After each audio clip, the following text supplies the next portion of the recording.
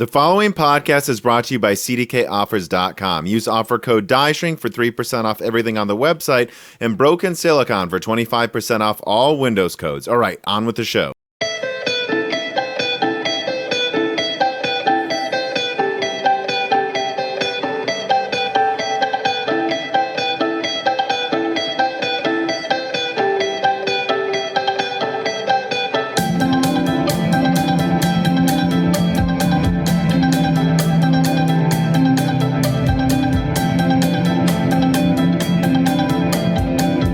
Welcome to Broken Silicon, a gaming hardware podcast. I am your host, Tom, and I really need to let my guest introduce himself on this one. All right, guys, how's it going? It's Adored. Jim, obviously, from AdoredTV and now Freethinker. And I was invited onto the show. And, well, to be honest with you, Tom's been asking me quite a bit to come on. I only asked you twice before now. And that was, let's be clear. Just twice. Are you sure about that? I asked in like 2019 and you said no. And I feel like I respected your distance. Come on. Yeah, you did. Yeah, to be fair, I mean, I've been asked a few times by other people. This will be the first time I've ever done this kind of thing live, apart from my own podcast, obviously, on AdoredTV. But yeah, should be interesting to see where it goes. So, and I just did, I think already it was 1 or 2 weeks ago, the AdoredTV podcast with the crew you have there. Yeah. I enjoyed that quite a bit. You have a new channel now, Freethinker, which I believe you're here to plug. You already mentioned it. I think we'll get into that conversation a little more in depth later. But first, I just want to ask you, I mean, I can tell from your accent, that you're probably from Scotland, but like, probably from Scotland. Yeah, but how going as, I know you like some level of anonymity, go into it as depth as you want or, whatever. Where are you from and what's your, if you're comfortable talking about it, roughly what's your education? Like, what did you do before you got into YouTubing? I'm really curious about as much as you'll tell us. Yeah, sure. Well, I was born on Ayrshire on the west coast of Scotland. That's probably why some people confuse my accent with Irish as well, because obviously Ireland's just over, just over the Irish Sea. So there might be a little bit of Irish in there as well, or that could be why people think that. So I lived there basically all my life, and I would say it wasn't a great experience. I mean, compared to what I'm living now in Sweden, since I moved over here 5 years ago, the difference in culture and stuff, it's just unbelievable. The difference in wealth, I can really feel it. Scotland is pretty poor and it shouldn't be, but that's one of the reasons why I left. Regarding my education, I've got a Bachelor of Science in Computing. And every time I say this, people say, yeah, but what kind of computing? What do you mean? Did you do something? You don't just say computing. They look at me as if, I think they're stupid. And so I just said computing. Yeah. But that is actually what my Bachelor of Science was in, computing. This was 25 years ago, though. Most of it was programming. There was a bit of computer architecture. But I was already a programmer before I actually started this. So it wasn't too difficult. And 10 years ago, I got a diploma in natural science from the Open University. That was absolutely fascinating. It really was. It opened my eyes to so many things that I just wasn't really sure about. But after I sat this diploma, I was so sure about so many things in the natural world that I wasn't sure about before. And I think this is why some people just don't get certain concepts like evolution and climate change because they just don't have they just didn't get the education on it. Yeah. Well, what made you do that, though, too? Because that's interesting. So you went into programming, I assume, correct me if I'm wrong, you always liked computers, you always did some programming in your spare time, and that's what made you choose that. What made you eventually choose to get the other degree then? Massive interest in astronomy from a very young age as well. Just a massive interest in science, period. Yeah. I would go into like Wikipedia and I would read an article, and then like 5 hours later, I'm reading something completely different, but absolutely fascinated by it. It's just knowledge. I just want the knowledge of as much as I can get, yeah? And, that's basically it. That's why I sat it. because I wanted even deeper knowledge of like these kind of topics. Yeah, and it's funny. I can understand where you're coming from a bit there, because I went into mechanical engineering. I'd always been tinkering with little machines, building things. I mean, disassembling everything in my parents' house. Sometimes I put it back together correctly. Yeah. And so that's what I started as. But in college, all of my non-core classes were history, anthropology. Probably a lot of similar type of stuff to some of your classes. And so I also got a degree in international studies, just because I realized every single elective I've taken applies to this degree. Yeah. Like if I just take if I just take an extra summer, I can get another one. Yeah. And I think that surprises some people too, because at least speaking for myself, I had to do some programming, of course, right, for mechanical engineering and stuff like that. But, I actually am, mostly probably equipped to talk about physical machinery and, history and really more politics, like a lot of international politics classes as well. Yeah. So I really did enjoy checking out your Freethinker channel, in other words, I guess is what I'm saying too. Yeah. History is something that I am also incredibly interested in as well. I don't know how you can't be, right? Yeah, exactly. How can you not be interested in history? You've got to be. It's just another fascinating topic. The thing is, most people watching AdoredTV would assume, and there've been people like within AMD that I've spoken to assume that I was some kind of silicon type guy. Or working with hardware. But, I'm a programmer. That is what my trade was. I worked as a programmer afterwards. I learned, 4 or 5 languages. And the one that I worked on was called C4GL. 4GL stands for fourth generation language. Very, very obscure. But after I did my degree, I went to work with a company called Forward Air. It's actually an American company. I think they're defunct now, though, or they maybe get bought out by some other company. But I worked there as a network programmer, and basically, this is pre-internet, really. Yeah, and started, not maybe pre-internet, but it was the Unix operating system. Pre-ubiquitous internet. Yeah, it was. Yeah, basically, yeah. So that's what I worked as a programmer for a very long time, and then things went kind of upside down as my mother became seriously ill. She had like a series of strokes. Oh. It was in 1999. It left her pretty much disabled badly enough that she was, a danger to herself. She would just forget about putting stuff like the oven on, and just completely forget all about that. So I had to care for her. And be honestly, 1999, we didn't think she would last for very long. But she lived for another 10 years.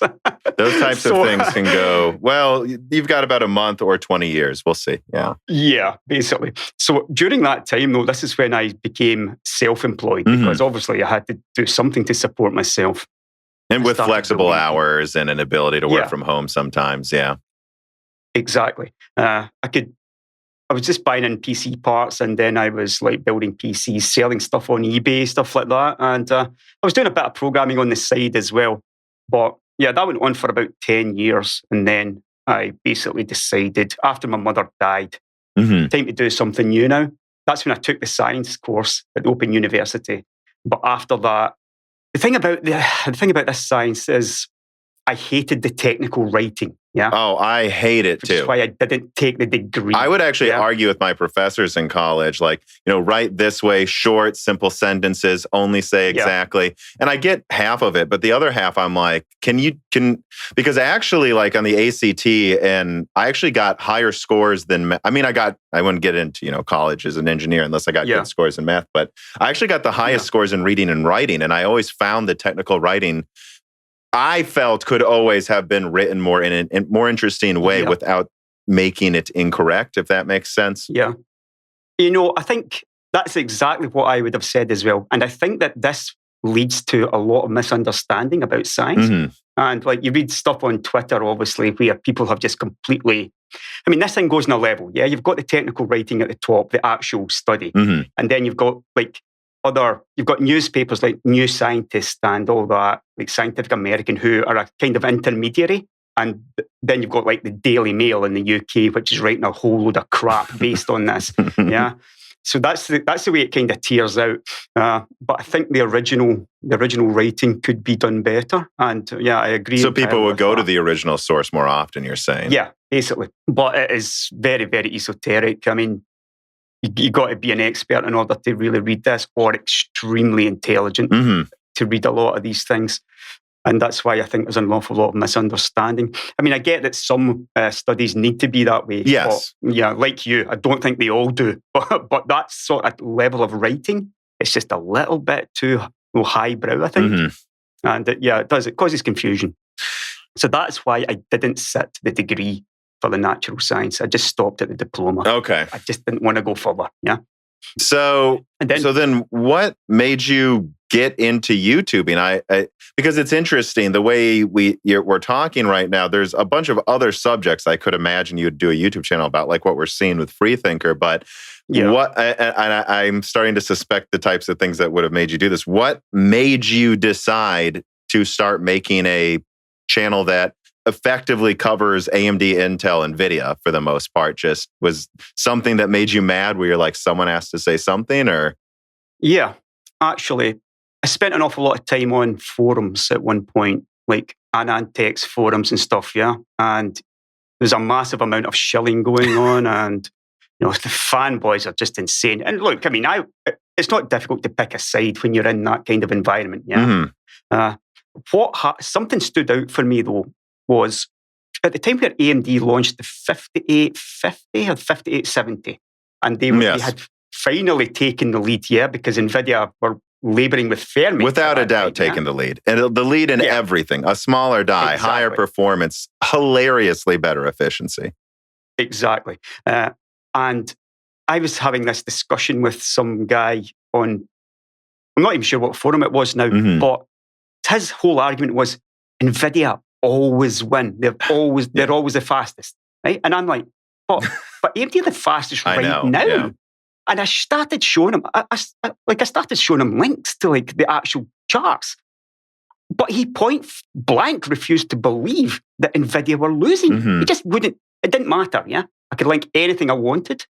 And I started to think, I mean, is this just this guy, or are there other people who just refused like the actual facts in front of them? I think most people actually don't. But then again, the people that I talk to in person that don't deny it, I think you talk to them in person, they're much more willing to listen to you. I think online, I don't know. I think there's a lot of them, but I'm always, like you're saying, I'm always wondering how many of them really are like that and how many of them are just a vocal minority.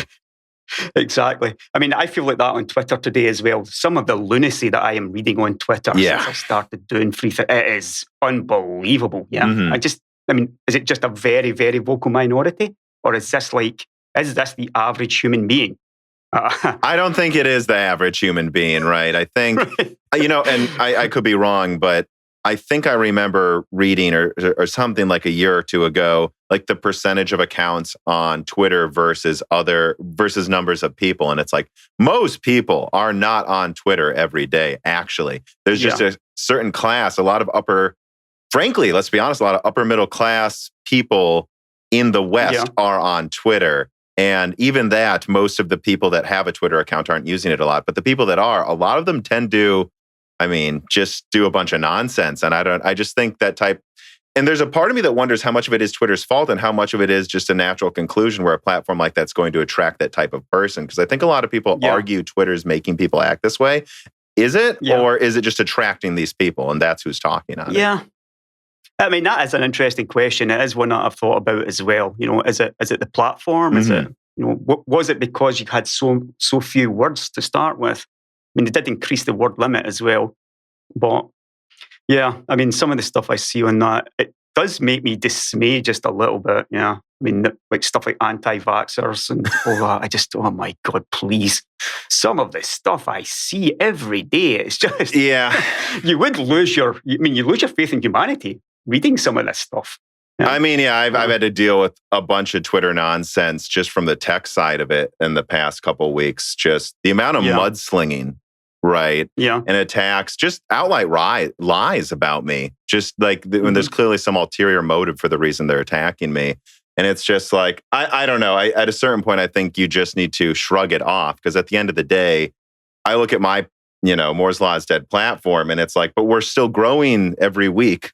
So most people aren't paying attention to that, even if, I don't know, I guess I just have to ignore it. I mean, if you're able to ignore it, then that is definitely a skill that I wish I had, because it is. But then again, another thing that, one of the reasons I'm able to do this, what I do though, and what I did on AdoredTV is because I absolutely hate losing. I hate it. I want to win every single argument that I get into. And it makes me research things even more deeply. I don't lose an awful lot, but I do lose every so often. Of course. I no one's perfect. Hate it. Yeah. I really do. I hate it. And, I say to myself, you're not going to make that mistake the next time again. People often say to me, like, I've got guys on Patreon and guys on leaving comments to me who say, Jim, just try to ignore them. Try to ignore them. I know. But that's why you made a channel. That's why I made a channel, is because I couldn't ignore the nonsense any further. That's why I made the channel. And so and when you say it's a skill, not just dealing with the Twitter crazy people, like everything else, it really is, it is truly a skill that you need to get better at. I mean, and not just you, me, anyone who does this, at understanding when to take criticism, when to fight, and when to just ignore it, right? Yeah. Like, I think the best skill to develop is just turning off notifications, to be honest. But like I said, I mean, I do actually use this as a research tool. I mean, I'm trying not to plug Freethinker because it feels a little bit kind of weird. But obviously, when I did that video on the PCR testing thing, I knew nothing about PCR testing 2 weeks previous to that. I just didn't know anything about it. But then I started wanting to win Twitter arguments. This is why I went ahead and did that. Yeah. I mean, I researched this really, really deeply and went into like genetics and stuff. And this is something that took me 10 days to research. I wouldn't say I'm an expert on PCR testing now, but I made a video which people can watch and they should be able to grasp this now, like really quite, as simply as I could possibly make it. And in a way, it came down because I wanted to win the argument. But I mean, if winning an argument means that you get smarter, you get more knowledge, then that's worth it as well. Yeah. So that's really, I mean, these are all the reasons for why I'm doing what I'm doing. Yeah. YouTube's making me smarter. Yeah. It is actually making me smarter. It's probably making me more stupid as well, reading some of the comments. But, I feel like it's definitely been worth it to me. I didn't imagine that I would have ever ended up being a YouTuber. I was going to say, I mean, I've got a note here. Like, does it feel weird when people, because like that's what you would call yourself, right? If someone asks you at a bar or something, what do you do? I mean, like, I remember in late 2019, I started to just go, well, I guess I'm a YouTuber. And it feels so weird to say. Also, usually if you say you're a YouTuber, they look at you where they're deciding if you're homeless or not. I found that too. I was just going to say, the first thing that they say is, how do you make money on that? How do you make money doing YouTube? Yeah. I think there's a part of them that are interested though, because a lot of people would love to make money on YouTube. Let's be honest. I think a lot of people think they would, Yeah, maybe that's a more accurate description of it. Did you ever have someone say, like, maybe you tell someone, oh, I'm doing it full time now, and then someone will say, oh, congratulations, as if you won the lottery?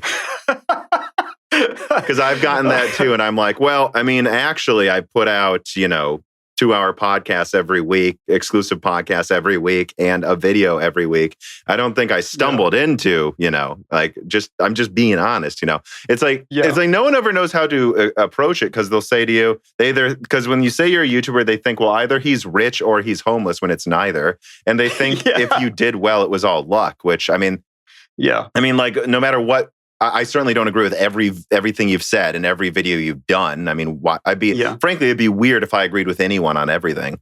But, it's not, I would like to say that even though I disagree with you on a decent amount of things, that I think you became successful because you did a good job. It wasn't luck, Yeah, Yeah, I would hope that I was doing something that people were interested in. I mean, it's a pretty niche subject, yeah.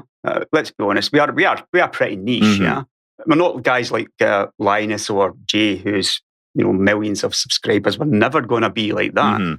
But just the fact that I was able to learn stuff as I was doing it, I had the skills already. Yeah, which is why I got into YouTube in the first place. Like, if you know a lot about computers, you know how to record gameplay.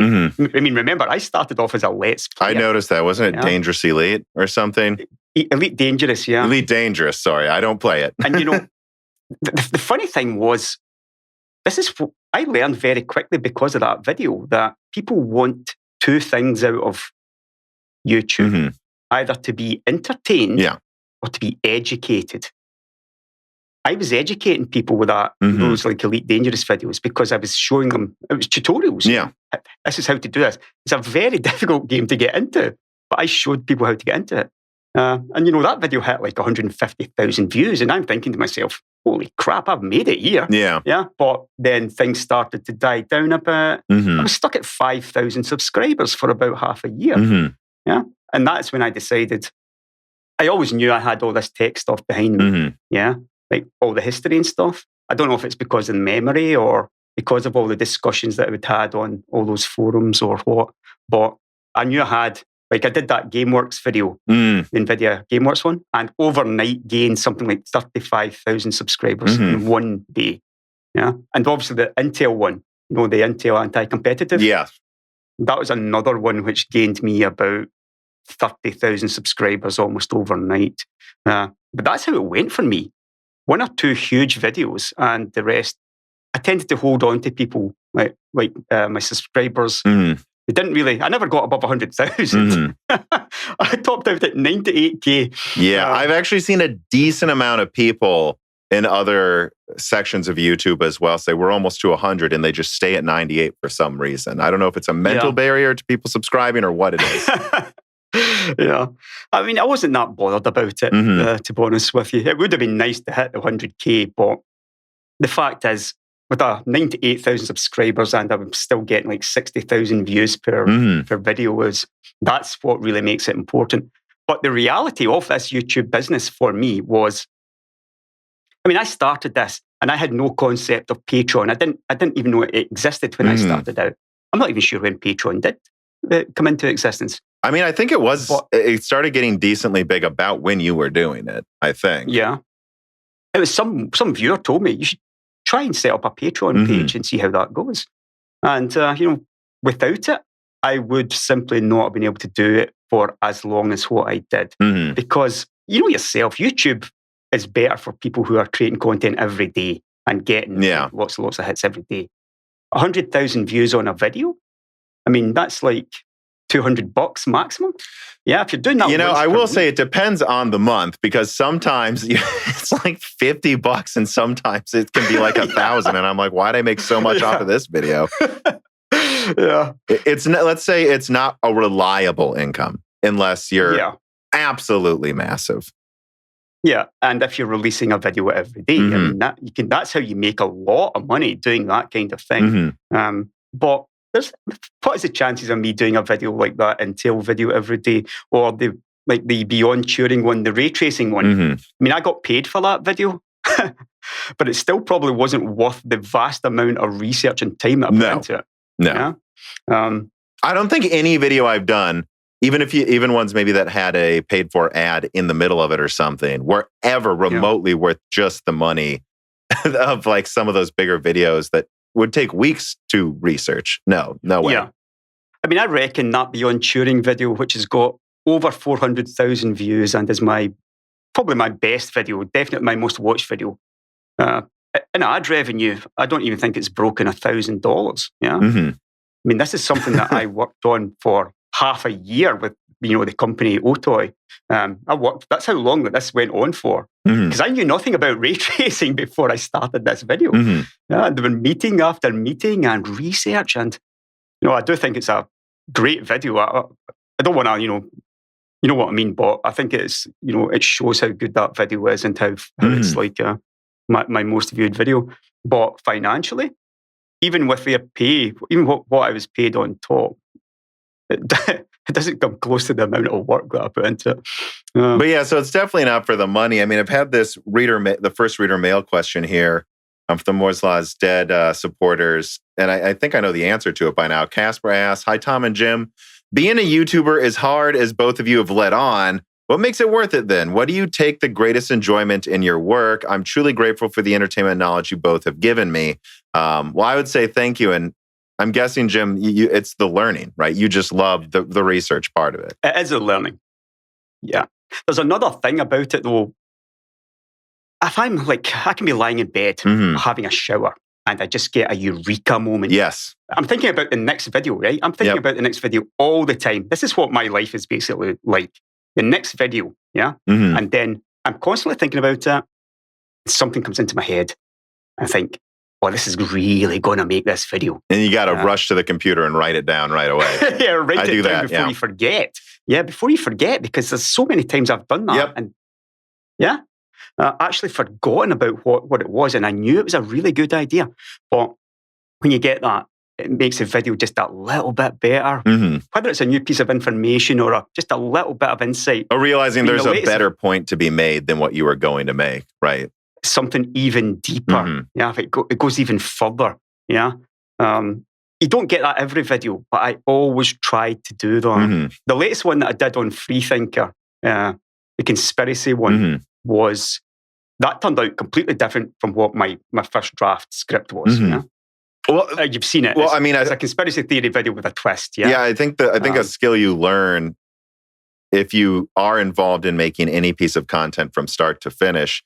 I think I was talking to David Does Tech Stuff a few months ago about this, and there's this quote we brought up from Jason Bateman, who's a director, writer, actor, and he says, "There's the movie you write, the movie you shoot, and the movie you edit. You can't make the movie you edit the one you initially thought of." Because I think whatever you write it the best you can. Whatever you shoot it the best you can. But then the final edit, I think half the time you find while editing, this is really about something else, much deeper. Yeah. And then you just tweak and maybe even throw out, a lot of the work you did because you realize the video is much better if it's about something else. Yeah. And, reading the comments on that last one that I did, it has been really fun because people legitimately thought that I had gone crazy. Yeah. Watching this video. They're like, "Jim, I thought we'd lost you like forever. Like, we thought you had gone completely into You put little hints in there. I will say I was, you can see me, and then people who watch Moore's Law is Dead know the general setup of my studio room. Like, I've got like a living room area behind me, and I was watching your video on that while writing another script for something I'm working on. And I was starting to turn around from my desk more and more often and go, I really hope that he's going to turn this around, because I think he is, because he keeps putting in hint after hint after hit. And the part that really makes it obvious is when you go, wow, this guy's got a really good point. And look at that. He's got a book. I should buy it from him to show support. Yeah. And it's just like, okay, so there's his point right there. Yeah. Yeah, I'm glad you noticed that one. There was one or two little hints that I left in there. Hopefully that people, hoping that people would get it. But, certain people have got different levels of, understanding. And some people needed to go to the end of the video to fully get it, or at least past halfway. I knew it would be like that. It's a pretty risky thing to do, especially with a new channel. Yeah, I was thinking that while I was watching that, this is a bit risky. I've done videos before where I have a different point than is abundantly obvious in the beginning. And man, a lot of people just watch the first 30 seconds and then comment and leave. And it's a risk for sure. But I think you keep people hooked enough that it seemed to, based on what I read in the comments, work far better than I was a little worried it would when I was halfway through it. Because of course I got to the part, and again, I really recommend it. I think it's called The COVID Conspiracy is Real. I highly recommend that video for everyone listening. Extreme clickbait title as well. That's what worried me as well, as I saw the clickbait title. The thumbnail, I had a feeling... See, when I saw the thumbnail, "Are you a slave to conspiracy?" I was like, well, this is going to be about conspiratorial thinking. But then the title of the video, I was like, hopefully. Yeah. That was a very fun video to do. And it really felt like I felt like I was back to the old me, yeah. And I kind of felt like I had lost that on AdoredTV for probably about a year or longer, to be honest with you, yeah. Well, so when you lose that motivation. I actually wrote down a note, though. Like, it's supposed to be later in the script, but we're already talking about it, so let's just do it now. Yeah. Like, what made you transition to Freethinker? And if you won't mind, I'd like to guess, is it that you felt like you weren't learning anymore? Is that what you think made you lose it? Because I have to be honest, sometimes now, I feel like some of the baseless attacks online bother me a bit more right now. But I'm starting to ask myself, is it because of how personal some of the people are that are attacking me? Or is it just because I don't feel like I'm learning as much and so I shrug it off less? Because in 2019, I didn't care about anyone attacking me at all, right? And I would even argue I was wrong a lot more often when I started. Like, for sure, I was wrong and made more mistakes. So some of the attacks should have hit home harder, and yet I was easier to shrug them off. And I almost wonder if it just becomes you feel like you're not growing as much. Or I don't know. What do you think? Well, yeah, boredom was for sure a major factor in this. And here's the thing, the type of mind that I've got, every single video, I am questioning, is this what people really want? Another AMD, Intel, and Nvidia video? Is that what people really want? The answer is probably yes, unfortunately. Probably is yes. I found. But every single time I ask myself the same question. I'm uploading yet another Intel, AMD, Nvidia video. Is this what people want? And then I was no longer getting that eureka thing that I just talked about. Oh, okay. So there was no pleasure in it any longer. It was only pressure. Yeah, only pressure. And I started feeling like I'm just going through the motions here. And then people started commenting, Jim, your heart's not quite in it anymore.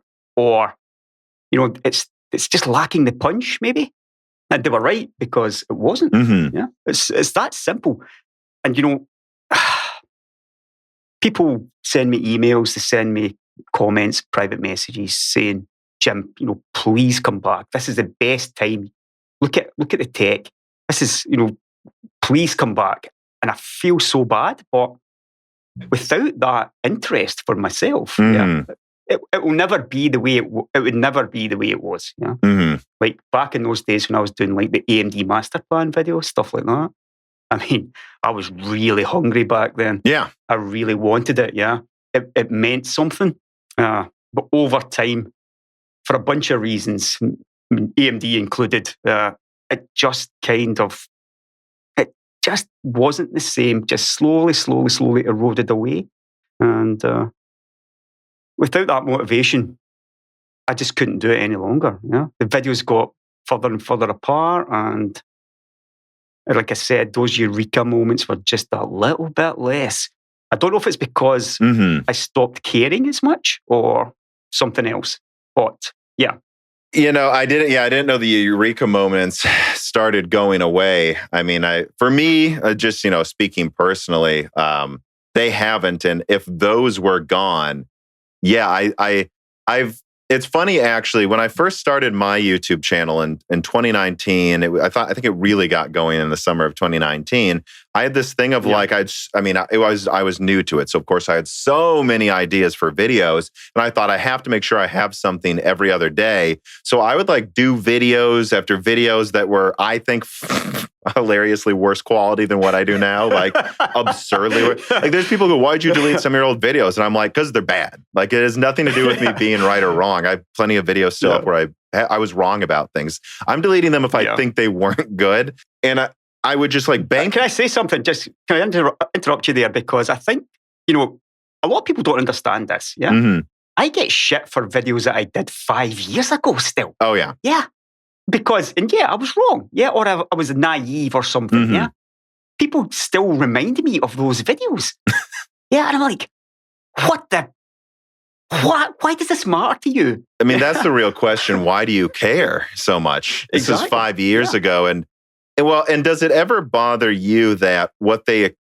Because I get things wrong.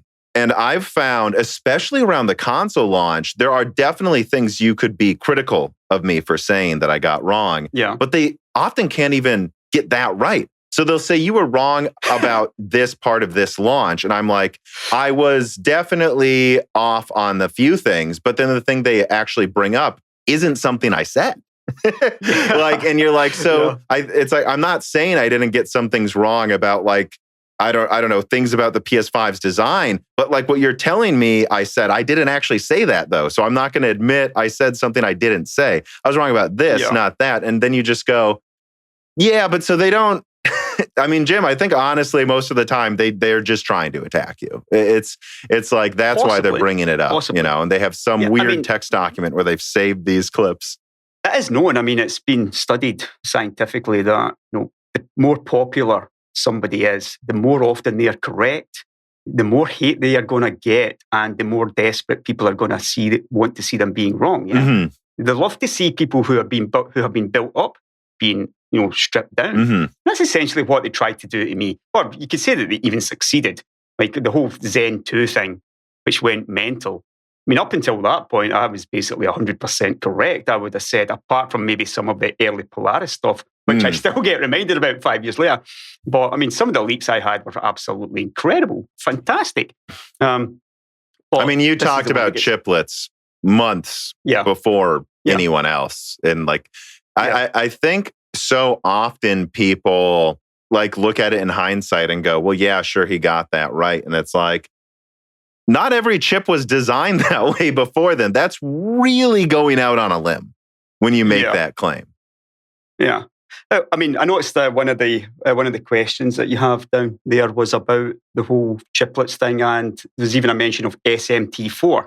Now, I remember you getting a hard time because you said that Zen 3 would have SMT4. Yeah, I got a hard time for that for sure. Yeah, not as much of a hard time as you'd think, by the way. I think I'd get more hate for that, but it's actually Jim, most of the hate I get is from console fanboys. That may not surprise you. I'm not really surprised. I mean, if there was one thing to definitely attack me for, it would be that. But yeah, go on. Well, in actual fact, the same person who gave me all this chiplets information must have been, this was before even Zen 1 launched. I had a roadmap all the way to Zen 3. And Zen 3 said SMT4. Yes, it did. I know. Yeah. I mean, this is a roadmap. I can't name the company roadmap, obviously. Of course, because, you know, I'm not going to do that. But, I mean, that's what it said. Zen 3, SMT4, and everything else is correct, like PCIe 5 or no, that's coming next, isn't it? Yeah. Zen 4. Yeah. In fact, then the roadmap probably went as far as Zen 4 as well. It even mentioned, what's the name of that interconnect? I can't remember now. Infinity Fabric? No, the other one. There's a new one coming. Gen Z, I think it's called. Okay. Gen Z, which should be coming in Zen 4, according to that roadmap and other stuff that I've heard about. So this was a very far-reaching roadmap, yeah? And yes, SMT4 was on it. I don't know why they ditched it, though. But there is absolutely no doubt about it. I mean, this is the same person who told me about chiplets. Yeah. So this was real. This was real for AMD at some point. But they've gone and changed their mind or done something to change it. Yeah. People don't really understand that. Yeah. They just think that you're making this shit up. But you're not. Yeah. No, I've never made anything up. And I mean, and a lot of the stuff, for example, in my Ampere leaks, which I'd say half of it, I mean, it depends who you ask. And it depends on the leak video, right? Some of the videos were like almost 100% correct. But like some of the early stuff didn't pan out. Like I, saw benchmarks where Ampere was like 4 times better at ray tracing than Turing. And to be fair, I think there's a couple of games where it's above most games, but the average wasn't that at all. And I know there was other things they were testing as well in the design that just didn't make it into the final design that other people mistakenly doubled down on as well. But most of the time, people aren't. I think you'd be an absolute lunatic to be making this stuff up all the time, especially if you look at the track record, right? You would be wrong all the time if you were making it up. Yeah, you would literally be wrong every single time if you were making this stuff up. Yeah, well, because you can't just make this stuff up. Yeah, and it's like also I like just speaking for myself, right? I've been talking about the code names, the IPC, the core counts. I think my Intel sources are actually very, very good about like Rocket Lake, Alder Lake, all of these products I've been talking about, everything in them since late 2019, and it's all been correct. But then, you know, and then I got the exact performance, you know, of RDNA 2 correct and configurations and all of this. And it's like, well, this one thing didn't happen, so you made that up. It's like, well, I got all of this other stuff correct. So obviously, I'm not making this up. Why would I throw in something made up with all of this other correct stuff? Exactly. Yeah. I mean, why would you do that? I mean, it all comes down to the source. Is the source good or bad? Yeah. And you'll learn some are bad that were seemingly good. I mean, I think after a few years, though, I don't want to speak for you. I'll speak for myself. Like after a few years, you just have a few good sources because there's no point in even talking to new people because it's not worth the risk. Exactly. I mean, and it kind of got that way for me as well. I've got maybe 7 or 8 sources that I would trust with every piece of information that they gave me. But the funny thing is, they're not always correct either. Yeah. I mean, sometimes they get it just a little bit wrong, whether it's lost in translation even, or, you know, maybe they just didn't quite pick something up correct. Like I was told, the person who confirmed chiplets to me, not my original source, but I actually had 2 sources confirm this. The source who confirmed chiplets to me has been absolutely fantastic on lots of stuff. Told me about Ponte Vecchio. Yeah? Gave me a bunch of Milan. I mean, the recent Milan stuff, the 96 cores and like 12-channel memory. I had that a year and a half ago from this same person. I've got a video on that a year and a half ago. I know, and now they're acting like it's news from some person who tweets it out now. Yeah, of course. I've just made my peace with that. Like, you know, for example, video cards will just never give me credit for anything for some reason. Like, that's a website that just picks favorites. It doesn't matter if I've confirmed Zen 4's IPC a year ago. They're just not going to give me credit for some reason. It's kind of weird how, I mean, regarding this whole relationship thing, most of them get on well with me. The classic websites like the old tech press, maybe they just don't get on with me particularly well. The newer guys, I tend to find I get a lot of respect from them. It's been a mixed bag for me recently. I don't know. You know, it's depressing. Do you think it's because, I mean, if we're getting information, we're very, very protective of that information. But we do try to, I mean, we're always private messaging people, back and forward, trying to get a little bit of confirmation. I mean, viewers don't understand. I don't do that anymore. I stopped doing that late last year because the problem is, like, I will talk to someone about a subject and then we won't talk for months, and then I will keep digging, and then maybe... Look, my assumption is I broke some story that some other person I talked to a few months ago wished they would have broke, and then they just attack me and say I stole things, even if it's not true. Well, let me tell you something. I'm obviously not going to name names, Sure. But I am in contact with lots and lots of guys in the tech world, whether that's usually through Twitter, private messages mostly, and ever since COVID, I think most of us have been melting down. Yeah. I think that most of us are having a really tough time, which is weird because we're all kind of like working from home anyway. Yeah. But it is different though. We aren't able to go to the pub anymore. We're not able to go on trips with friends as much anymore. Yeah. And I agree. I think that there's a lot of people are in a bad mood and they're looking for boogeymen. Yeah. And I mean, like I said, I'm not going to name names, but even some people that I haven't been like chatting with in private message, it's clear just looking at the tweets that they're having a really, really tough time. And I'm talking some big YouTubers, who look like they're ready to just break. There's a couple I can think of. Yeah. People I haven't mentioned yet that I'm talking about giant ones. I know what you mean. Yeah. I mean, so some people just look tired. If you want to conclude that, if you want to conclude this part of the subject, then I think we just need to maybe give each other a little bit more room and a little bit more respect, and let's just hope that these things can be fixed, and it's not going to cause a long-term damage to like the relationship, because that achieves nothing. Yeah, it's not going to help. I couldn't agree more. Like all I would say to conclude this is I've never, right? I can't imagine. I've never, and there's nothing I can say besides this. Like I know, like you don't have to believe me, some people, but like I've never tried to take anyone's information. If I don't talk about something, it's because I didn't know about it. And like, I would hope that's obvious in the fact of how many videos I've done that are clearly just all my own stuff. Like, why would I just randomly take something from someone? Take something else. It doesn't make, it's the same thing as you making up chiplets. It doesn't make sense. It just does not make sense. And I would just say that the unfortunate thing is, though, when someone just decides to hate you and blocks you, there is no open communication. And yeah, I mean, all I'm going to say is I'm not ever going to respond to people by attacking them back. All I can say is I'm sad I'm attacked. It sucks. And people are always willing to reach out to me and try to amend things because, I don't know, there's a lot of people that I used to consider friends that I feel are just in a, I don't know, I don't want to like, you know, be an armchair or whatever, but that it's like, I don't know, I'm not the boogeyman, if that makes sense. Perhaps one of the problems here is we do actually share sources as well. Yeah. I mean, I know you've got one of my sources. I know of at least one that I do. Yeah. And I'm not going to, more details besides that, of course. Yeah. It's obvious because of the kind of stuff that you were talking about that I was told about that I didn't actually talk about. Yeah. So I know for a fact that we have like the same extremely good source. There's one guy that has never been wrong. At least, there's of course multiple sources that haven't, but yeah. Yeah.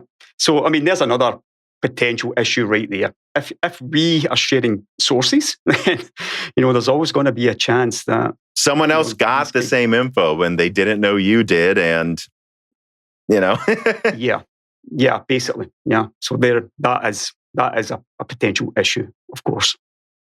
So I think we actually got to a lot of the more in-depth behind the scenes and Freethinker stuff early, but I do need to, and I see we got to some of the Zen 3 stuff, of course. I do want to back up, though, and talk about the current landscape of Nvidia, Intel, AMD. I think you touched on it by bringing what I'm about to ask, by bringing up the 5870. Like, before we talk about the current landscape, I think it's worth talking for like 5 minutes. How did you see Intel, AMD, Nvidia around, I don't know, honestly, before even Bulldozer? I don't think we need to go super far back, but I think around 2009, 2010, like, what was your perception of these companies' places in the market so we can compare it to now? I would have said back then, Nvidia had no real future in the PC. Yeah. And I would have said either that or AMD would have gone bankrupt. Yeah. And 10 years later, both companies are prospering. Yeah. Yeah. I mean, Nvidia definitely prospering that bit more. Yeah. At least in terms of, revenue and market cap. Yeah. Which is, I guess, is what you would, okay, to be fair, literally what you would do to market that. Good point. Yeah. And essentially, how much of this has been because Intel they seemingly capitulated, yet somehow still make more money every year? How is that possible? Yeah. I mean, well, demand's part of it, right? For Intel. Yeah, because people just want more and more compute. And AMD is had greater sales than ever before, and yet they're losing market share to Intel and I think Nvidia simply because people just want anything they can get, and they can produce more than AMD right now. They've also done brilliantly regarding artificial intelligence. I mean, Nvidia. Yeah, especially in the university side. Yeah, this is not the same company it was like 20 years ago, not even 10 years ago. They are on a different level, like completely gone out of sight of AMD as far as I'm concerned. Yeah, they're on that next level. I would consider... Which you were doubtful they would get there, weren't you? Yeah, I think I remember some videos where you were saying it's like not working out. I mean, they rely on both AMD and Intel to sell PC graphics. Yeah. And like servers. Why? I mean, if AMD and Intel were smart, they would have taken Nvidia out of the equation a long time ago. Yeah. But I think they've had their eye on each other too much. Yeah. They've been too busy looking at each other. And why Intel moves so slowly that maybe now they start reacting to Nvidia. It's way too late. Nvidia are already at the next tier. Yeah. Yeah. I mean, they can't be stopped now, as far as I'm concerned, unless maybe a company like Apple and Google starts looking at them and thinking. I've mentioned that to people that there's some people. It's cool to hate Apple, but for some reason, I don't really understand it being cool to hate any company. But when I think of Apple and them designing their own chips, I'm like, guys, this is good. This brings competition to the market. Even if you can't put it in your gaming PC, indirectly, they are now competing with Intel and AMD, which might as well be directly. It's just in one market. And that is good. That is very good that Apple is there making chips that give Intel trouble. Like more competition is, and graphics, let's be honest, they're making graphics that are at least competing in parts of the market. Like we need Apple and hopefully Samsung and others to really kick it up because these companies, I mean, it's funny. I had like a semiconductor like hedge fund manager, like they specialized in hedge fund investing in the semiconductor space. And he was saying that someone told him in the semiconductor industry that Intel is as if aliens gave them godlike CPU technology, and then they were just living off of that and screwing up everything else they tried. Like because you would think that the fact that Intel has, I mean, they have the server market entirely. They still arguably do. And yet they keep failing to get into GPUs. They waste money on buying McPhee, like instead of putting that into getting 10 nanometer on track quicker. Like there's so like, it is, bringing it back to what I asked, bringing it back to 2010, you would think Intel would have completely destroyed AMD by now. For sure. And Nvidia would be kind of just forlorn because it is actually funny to think. I think in like 2010, wasn't Nvidia's stock price like $14 or something? Yeah. Like I think it was maybe even hit $8. Yeah. And now it's what, 400 plus or something? Crazy. I mean, look, I know one of the questions was, can you say something good about Nvidia? Yeah, let's get to that one now. Yeah, because I could talk great stuff about Nvidia constantly. They are a fantastic company today. They are world beaters. The way that they dispatched like the Radeon Technologies Group, they just shrugged it off like they weren't even there. With the 5000 series, the 4000 series. Yeah. Yeah. I mean, yeah. The previous 5000 and 4000 series. We've come full circle. Yeah, of course. I mean, the way that they were able to shrug off these disasters as well, AMD could never do that. They just wouldn't have been able to do it. That is a lot about Mindshare. The way that the market stuff is just fantastic. It's terrible, but you got to sort of admire it as well. The way that they are able to manipulate the press. I mean, people maybe don't understand this about me. Like, just because I hate the way they do business and I can't stand their fanboys, it doesn't mean that I'm not a fan of how ruthless Nvidia are. Yeah, I'm a fan of that kind of thing. Mm-hmm. I admire how easily they dictate to the tech press. How they managed to con almost everybody into accepting the 3090 was a Titan. Yeah. I mean, all you need to do is just throw money around the right places and the tech press swallows it up. I mean, how can you not admire that? And it's like, I think you talk about this, and I talk about this all the time too, like NVIDIA's manipulation of markets, manipulation of the press, and they think we're saying they're evil. It's like, I would say that the press is the problem. NVIDIA's job is to gain power and make money. Literally, they want to make money. It's the press that eats it up that I'm mad at, more so than anything. Exactly. It was always the tech press that I was annoyed at. It made my situation difficult on AdoredTV, because nobody wants me pointing out their failures, obviously. Mm-hmm. I mean, who wants that? And, a lot of them would get very defensive over even slightly things, like small things. I remember, like, Steve over at Gamers Nexus didn't like it when I did that whole, the thing where Intel manipulated the BIOS thing where they had overclocked. All I said was, like, Steve at Gamers Nexus, he missed this in his review as well. I think it was the 9900K or so, the 8700K, where they had this BIOS option which automatically overclocked. And Jay didn't like it either. So Jay and Steve at Gamers Nexus both had I mean, they threw their toys out the pram about that. But I just went to them and said, look, guys, I'm not blaming you for this because, it has been like, you've been conned into it. And I think Jay made a video. It was the Asus motherboard had this feature automatically. I can't remember what it's called. It starts with a name. But it didn't make it easy for me in some ways because I had taken that position of, it's the tech press's fault. But I always tried to be as diplomatic as I possibly could be. Mm-hmm. But what you said is true. I mean, Nvidia, Intel, AMD, they're doing what they should be doing. They should be manipulating the press and people because they are companies. It's up to us to see through it. Yeah. I mean, I guess the one thing I would say, though, about NVIDIA is I do feel like they like everyone, like I'll get spam in the comments, all companies are evil. They're all trying to take money from you. And I'm like, well, I wouldn't say they're evil. And I wouldn't say they're all nefariously trying to take money from you. I just think they all have different ideas of how to make the most money. And I do, the one thing I will say about NVIDIA is, to me, it just does always feel like they lean on the side of slimy if they can do it.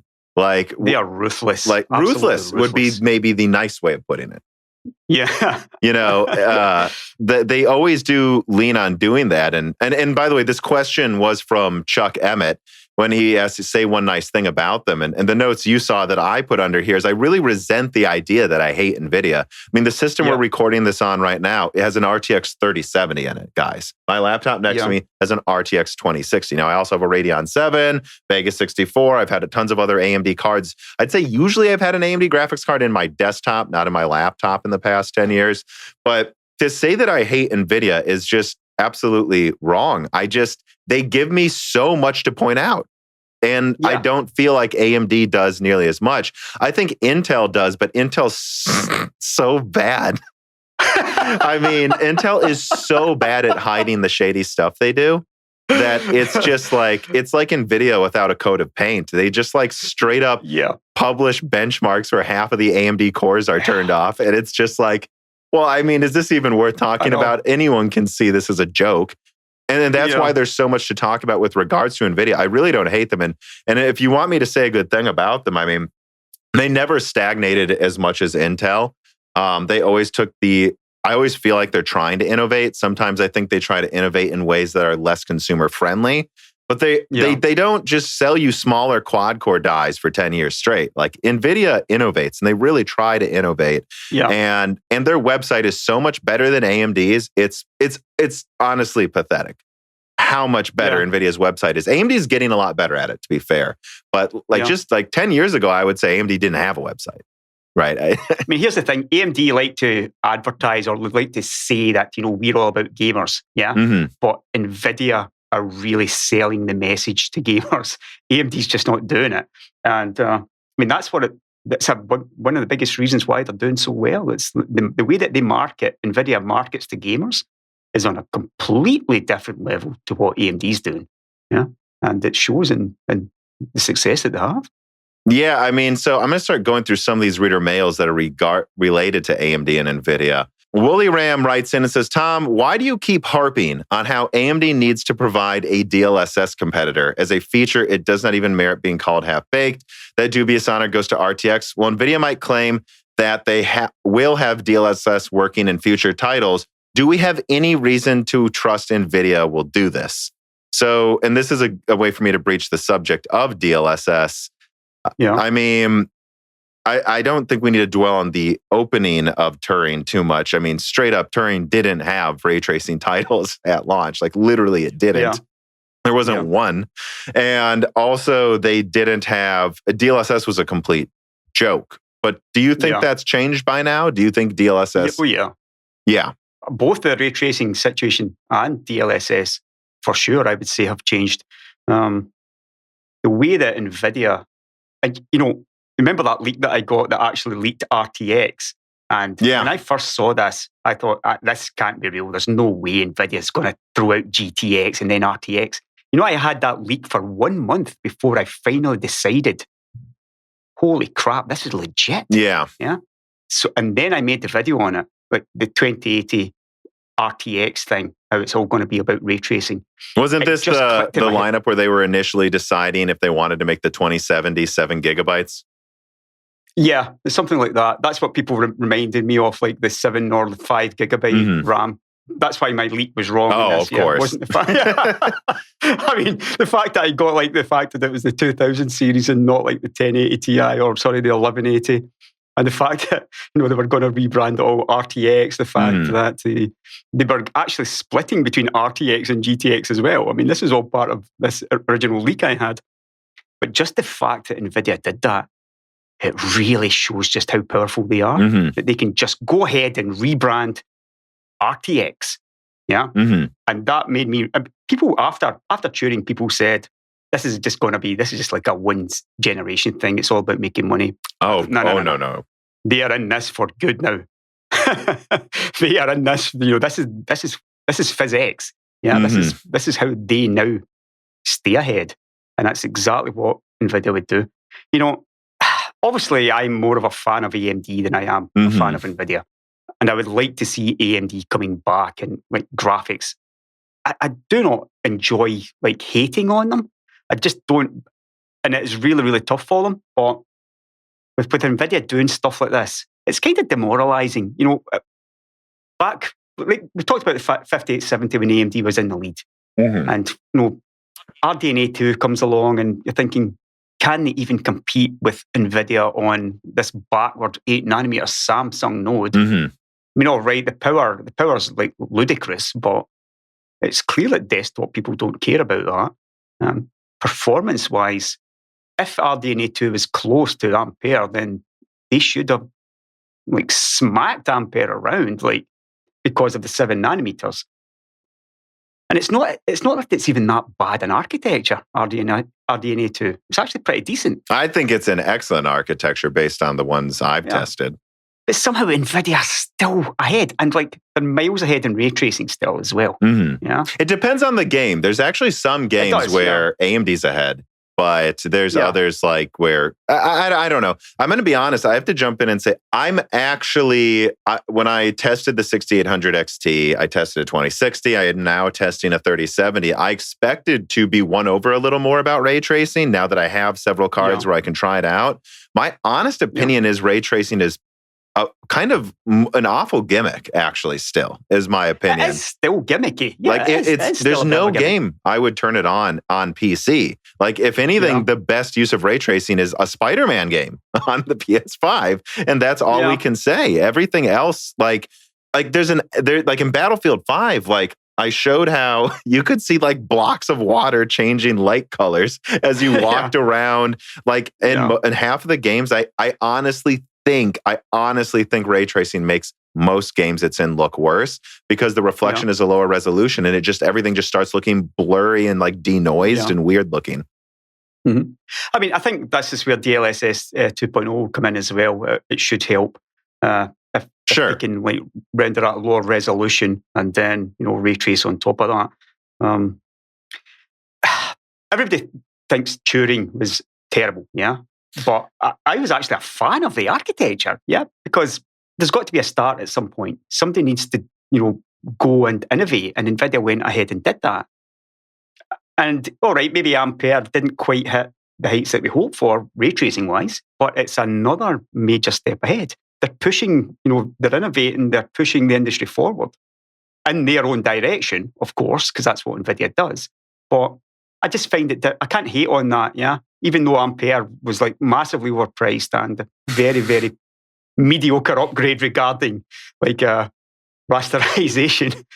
Well, they changed the industry again. They did it again, I think there's a few things I'd want to say. First of all, there's only thing that makes Turing kind of bad is what they sold it for. Like if they could have, if they would have made TU 106, which would typically be the 60 set, if they called the 2070 the 2060 and sold it for $350, if they sold the 2080 as the 2070 and they sold it for $500, if they made the 2080 Ti actually have the full 12 gigabytes, thank you, please, like, and put it for like $750, even $800, I don't think there's any argument that Turing was a decent increase. And it was more efficient than Pascal. They did it again, even if it's not as big of an increase as, of course, Maxwell was over Kepler. But and I think you could go as far as to say that, and this has been pointed out, that and I pointed this out in a video specifically, like, the Titan RTX, which is the full die with the full 384-bit bus on Turing, that was, I think, 40% better than the Titan Pascal around. Yeah. Like, around about that. I would argue, is that 5% worse than the increase Ampere brought over Turing? Well, Ampere increased power usage by like 50% for some of their cards.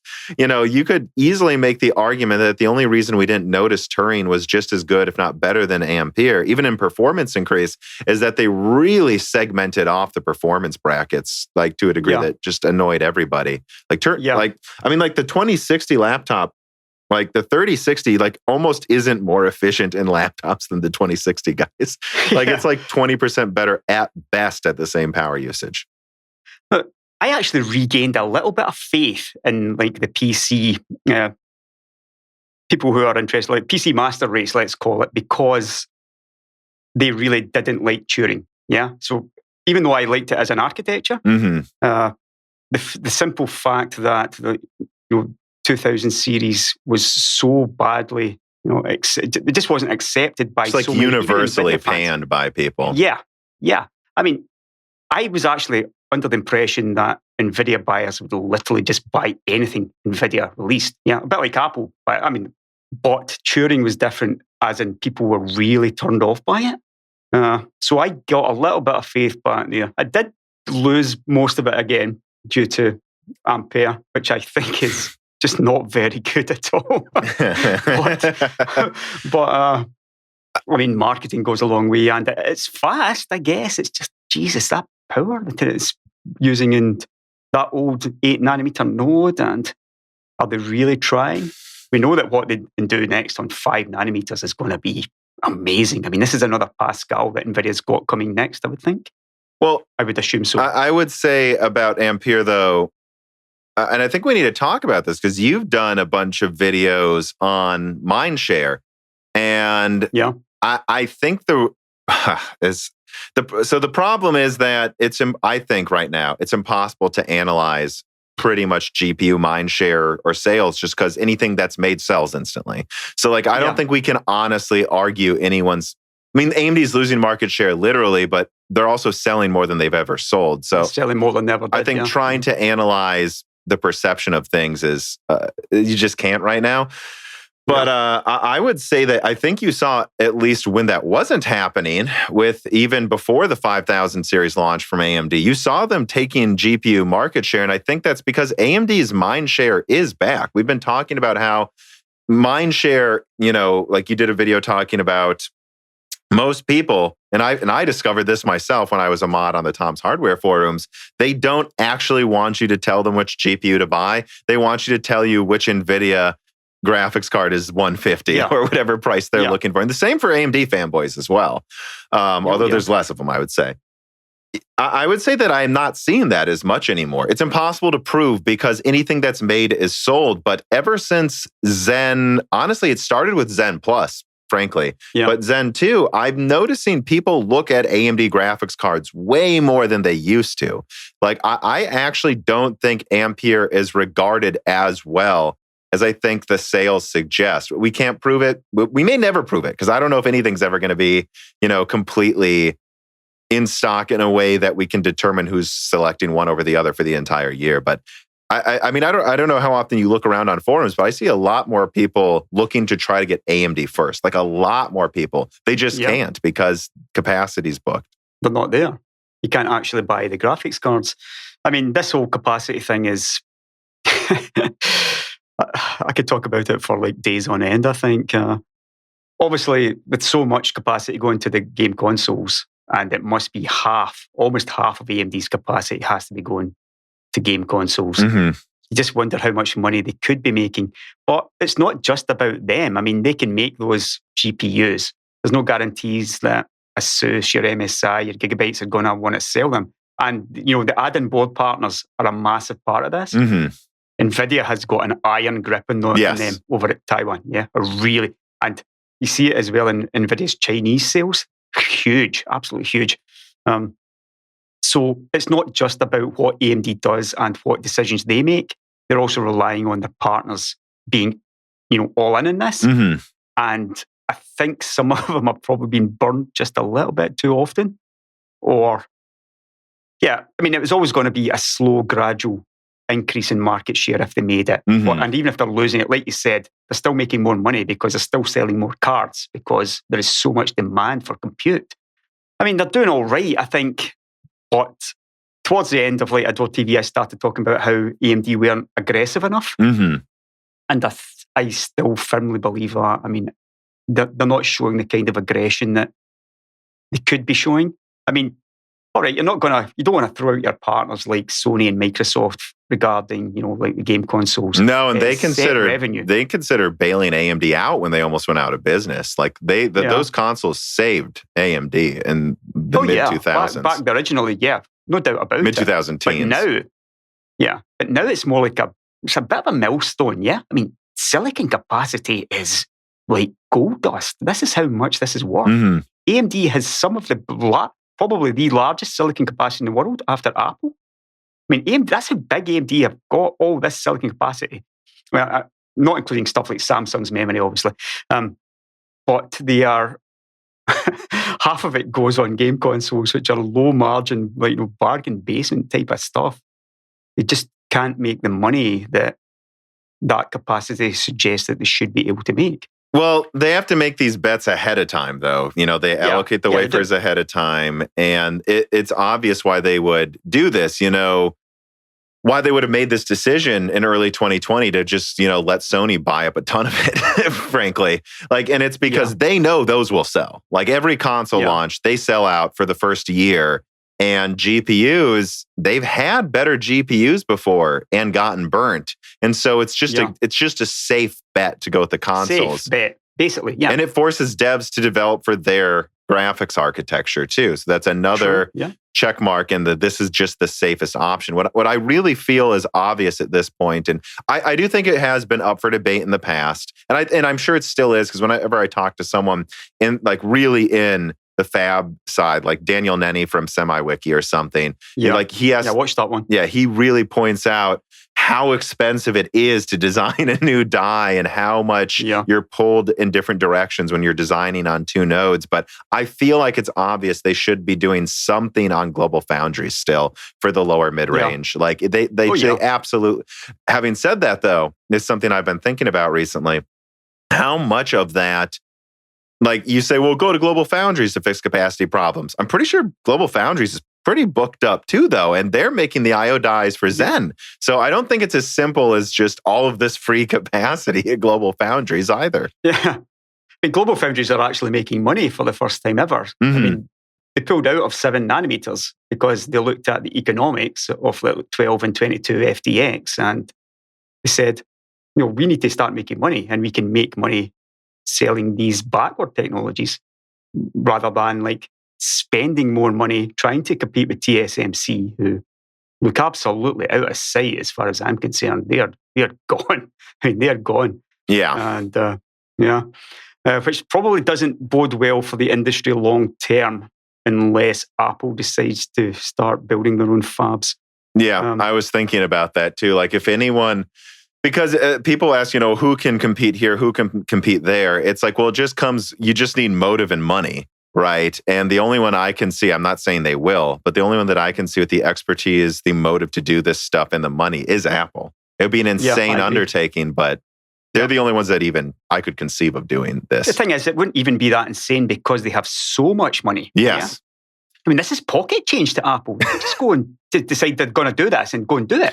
Yeah, their market cap is, it would be like a decade undertaking, but I think people go, well, how would they do that? They don't have the expertise. Well, they have a lot of money and they've proven they can start things and stick with them. So they can hire people from TSMC, guys. Yeah, easily. I don't even think it would take a decade for Apple. I think they could do this in 4 or 5 years. I think, just the way that, look at how quickly they built their own CPU and crushing what Intel could provide. I think they have got enough money and they can get any engineering talent they want. That maybe 5 years if they could have their own fabs up and running. Perhaps more likely is they buy out Global Foundries or something like that and just go from there. that would seem to be the smarter option, at least. But yeah, I mean, they've got the money to do anything they want, and they don't want to see TSMC as being the sole supplier of chips. Yeah, they shouldn't. Like it's a big problem. Yeah, it is. And I guess so. Let me take it back to this then. I think what we would say is, correct me if I'm wrong, but what you might say is 10 years ago, I mean, AMD seemed to be just that have a bunch of great products, but like nothing's going well. Intel's going to dominate everything, and Nvidia's kind of not proving they can make. I mean, like, how would you see the landscape now? How would you summarize Intel, AMD, and Nvidia's position in the market right now? I know it's a big question. If I own stock in any one of these companies, I wish it was Nvidia. Mm-hmm. Yeah, because I believe that Nvidia will go from strength to strength. They've got a lot of space ahead of them now. Mm-hmm. Now that they are kind of freed of like the fear from like losing their business entirely. This AI is massive, and like you mentioned earlier, they're really ingrained and integrated into universities and stuff like that. Mm-hmm. That's an Intel move. Intel made these kind of moves like 25, 30 years ago, yeah? Nvidia are now there, and they are the company that I would, definitely be... They're completely safe. AMD are a little bit different because Intel... Intel still has an awful lot of money. Mm-hmm. And we know what like financial horsepower can achieve, yeah?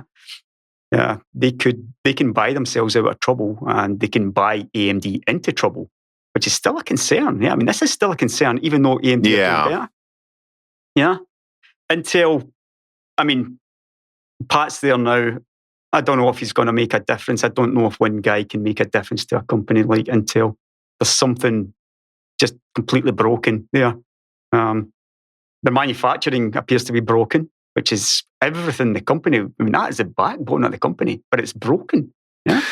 10 nanometers here, 5 years late, Exactly. And I think 7 nanometer, we're just going to have to see. I personally think it could be ready in under a couple of years, but at that point, you have to wonder.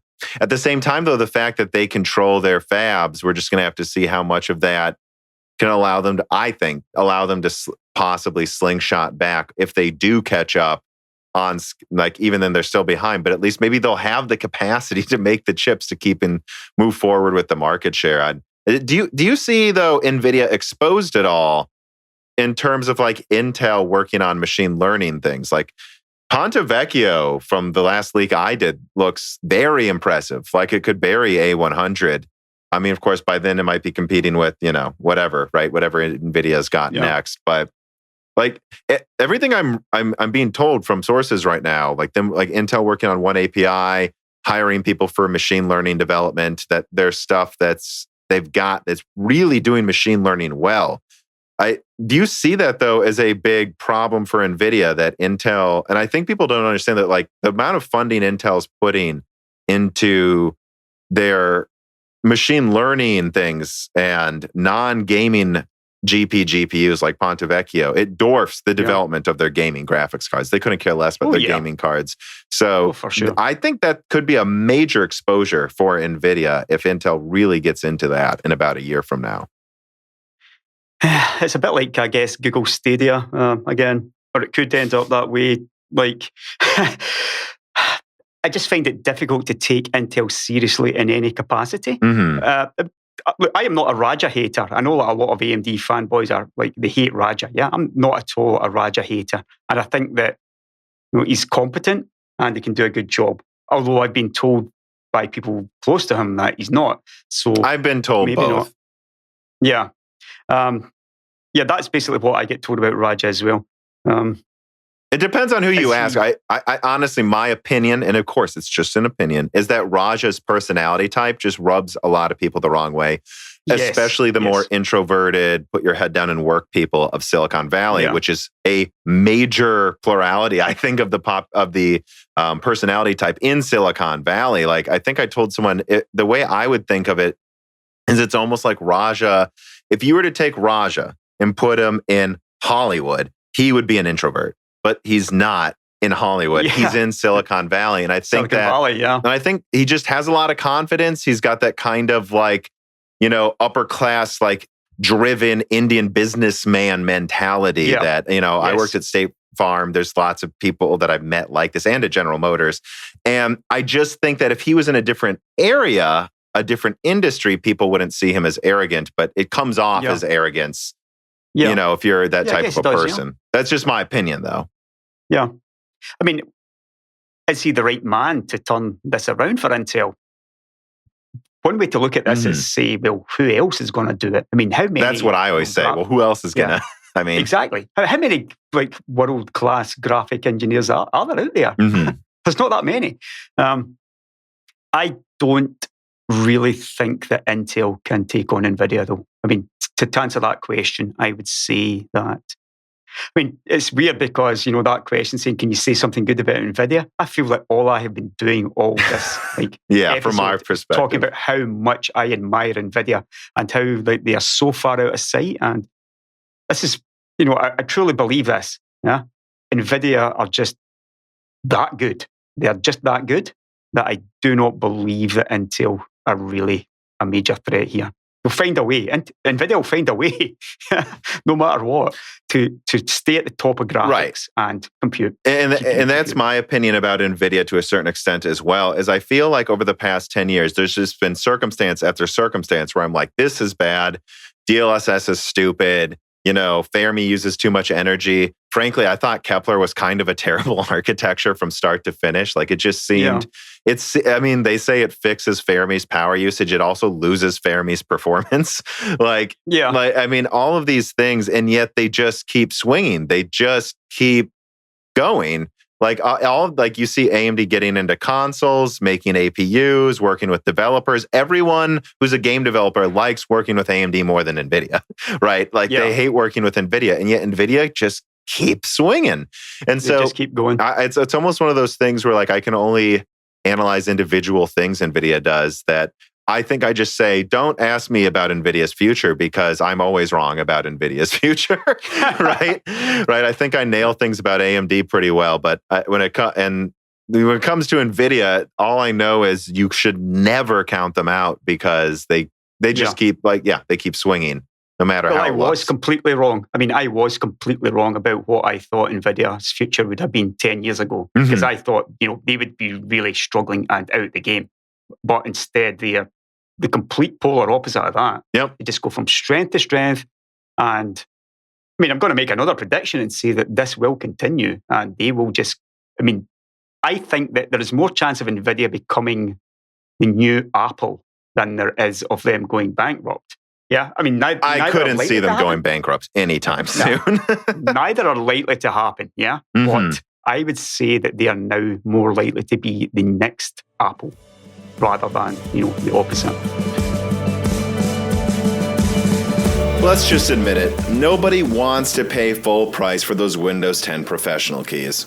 But shopping for deals on eBay can be a risky process that wastes your time, which is why you should simply just go to cdkoffers.com. cdkoffers.com offers an assortment of Windows software products, Steam games, Origin games, Uplay games, and even games on Xbox and PlayStation. Help out Moore's Law is Dead and save yourself some money by using offer code BROKENSILICON for 25% off all Windows software and Die Shrink for 3% off everything on the website. Use CDK offers today.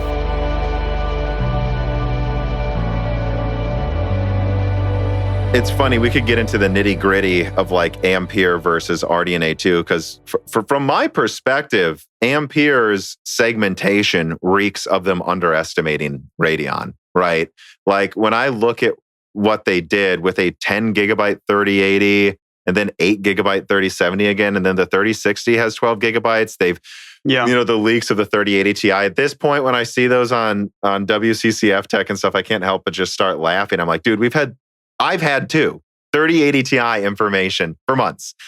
They'll launch it whenever they want. It'll be around a 3090 in performance. I don't think this is worth leaking. They just keep going back and forth on what they're going to do with it. I mean, guys, it's just changing the RAM configuration of a 3080. It'll come out whenever they want. Yeah. But it's such an obviously awkward lineup. You don't even know what they would price it at or what they would do with it. And again, the 3060 has more RAM than the 3080.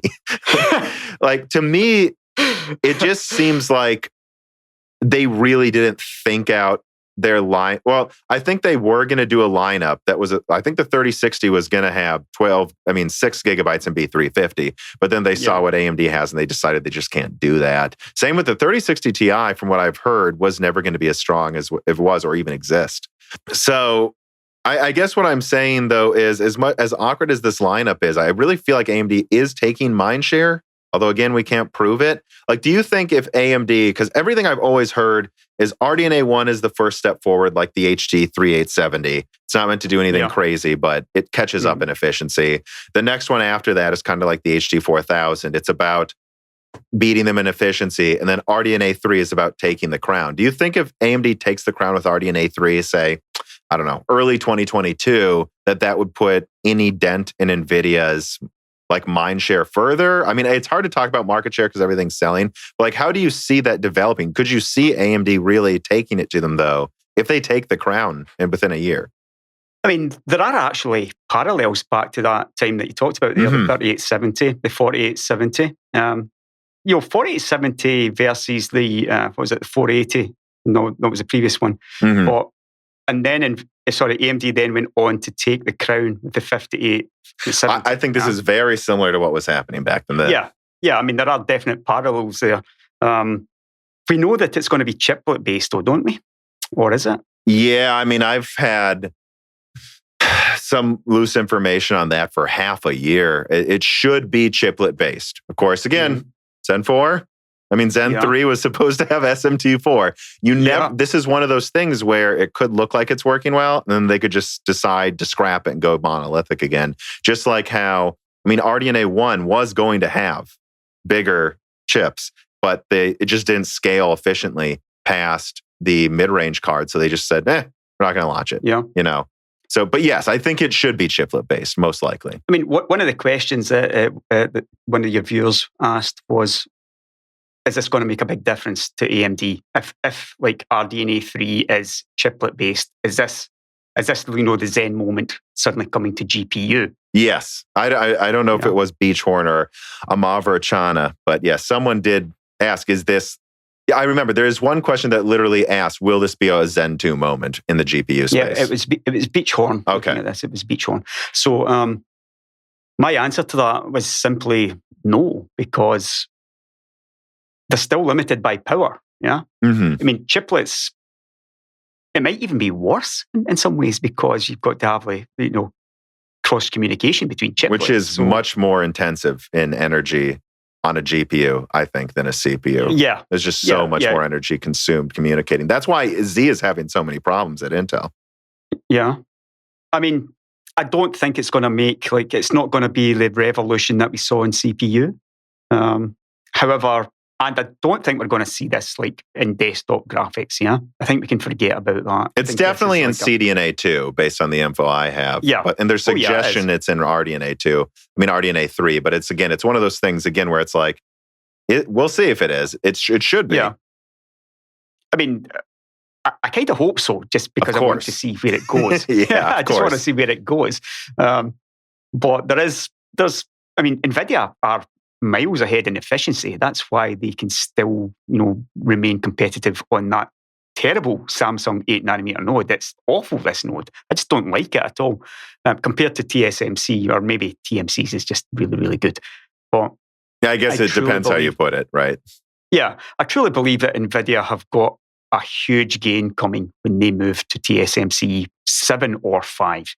Yeah, the next generation after Ampere is going to be something else, and they will fix that. They will fix this whole thing where the 10,000 shaders, but only half of them, only some of them can do floating point and whatnot. They'll fix all this. They'll do the same thing that they did with Turing, so that these are real. This is real teraflops we're getting here, not half teraflops. Yeah, they'll fix that. They'll get huge amounts of efficiency out of it. They'll get higher clock speeds. They'll get even more ray tracing performance out of it. AMD, AMD's a server company. Server and consoles is how I see AMD. So whatever they do in graphics, they're looking at the data center. Yeah, they're not looking at the desktop. None of these companies are looking at the desktop, to be honest with you. We just get the scraps. That's all we ever get. But AMD's strategy will be servers first or data center first. And as far as like client goes, you're really talking about game consoles. So, I mean, I kind of gave up on this. You could probably tell that I kind of gave up on You're this. You're just done guessing that AMD can take the crown. Well, I would argue they almost have already with RDNA too, right? Like the 6800 XT, I benchmarked it. I think I got a really good sample, to be fair, but it ran at 2.75 gigahertz. I was like laughing. It's crazy, yeah. Like, this is stronger than a 3090, guys. Like, this is overclock that 3090 as much as you want. You're not getting more than like 5-10%. This definitely, and I'm sure there's 6900 XTs that can go past 2.7 gigahertz too. Those will humiliate a 3090 in most games. Yeah. So I would argue they already have the cloud. I don't know that I agree, though, that RDNA 3 can't scale much more. So they're using like 300 watts now with the 6900 XT, but it's overclocked a bit. I see no reason why, if they go to 6 nanometer or 5 nanometer for RDNA 3, they can't do. And I've said this before. I would advise people don't double down on what the chiplets will be. They're probably testing a bunch of stuff. But let's say it's 64 compute units or 80. There's no reason they couldn't clock them like 20% lower on a newer node. And save a ton of power, I think that, and hey, we've found people are willing to buy 400-watt graphics cards. So why can't AMD make some flagship RDNA 3 that's dual chiplets and 350 watts or more and can probably increase performance over their top RDNA 2 card by at least 60%? I don't see why they can't do that. Yeah, I mean, I agree entirely that they could do it. I think these companies just simply look at it as silicon quality, though, and the best obviously goes to the data center, first of all. If AMD thought that they could maybe make like a real Halo flagship part with, I don't know how many chiplets. I haven't been following it that closely. The chances are they could have something that is extremely performant. No doubt about that. And I think they could get it to market before Nvidia has something that can compete personally. Because I think my impression of where Nvidia's current position is that, at least from people I've talked to, Hopper and Lovelace isn't long. Correct me if I'm wrong if you've heard differently, but it's not nearly like, they're still kind of focused on Ampere. I feel like there's a decent chance their next generation is actually going to kind of be like the GTX 500 series, where they will refresh Ampere near the end of 2021 with maybe a top die on TSMC. And I think people underestimate that if they do that, like if all they do is take GA104, give it the full die, give it 16 gigabytes faster memory and clock it 10% higher, that's a decent 4070 increase over the 3070. And I see no reason why they can't release a generation in 6 months or so that is just basically Ampere, but 30% better with way more memory. And people would buy it, But I pretty much think that they will just go TSMC on Ampere and do those fixes that I said they would do. I think they'd be wise to make extremely fast half of their lineup still at Samsung and just keep producing some of those old dies for capacity reasons. That's probably true. Yeah. But so I think that's coming, and that will be good, and that will take the crown again. But I don't, and I could be wrong, obviously, but I don't really see them having something twice as good by the time RDNA 3 launches, say Q2 of next year. Like, I don't really see that happening. I don't think they'll get twice as good. I mean, my information on Hopper was that it's got an MCM. It's an MCM as well, and it's got a control chip. I was given this information a long time ago, and the same source showed me like an image of an Ampere Quadro card, like an actual photo. So I pretty much believe this source, but I'm not 100% on them. And I've heard that Hopper is going to be MCM as well, but I haven't heard it's coming soon. And again, it's kind of like, for some reason, I think there's a better chance RDNA 3 will come out before it with MCM, before Hopper's ready. Like, it kind of, to me, feels like Hopper's a ways away. I could be entirely wrong, everyone listening. We kind of I mean, we said this about RDNA 1 and RDNA 2 as well. We thought that AMD were going to be first. Nvidia were first out. That's true. Ampere.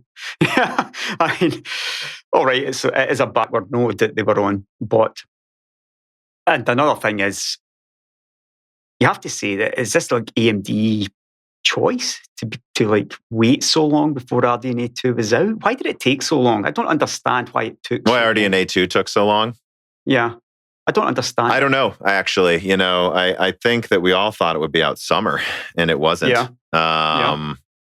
I spoke with somebody within AMD pretty high up, and the impression that I got from them was that RDNA 2 just wouldn't meet Ampere. Yeah. So AMD have definitely been surprised by Nvidia's lack of performance there.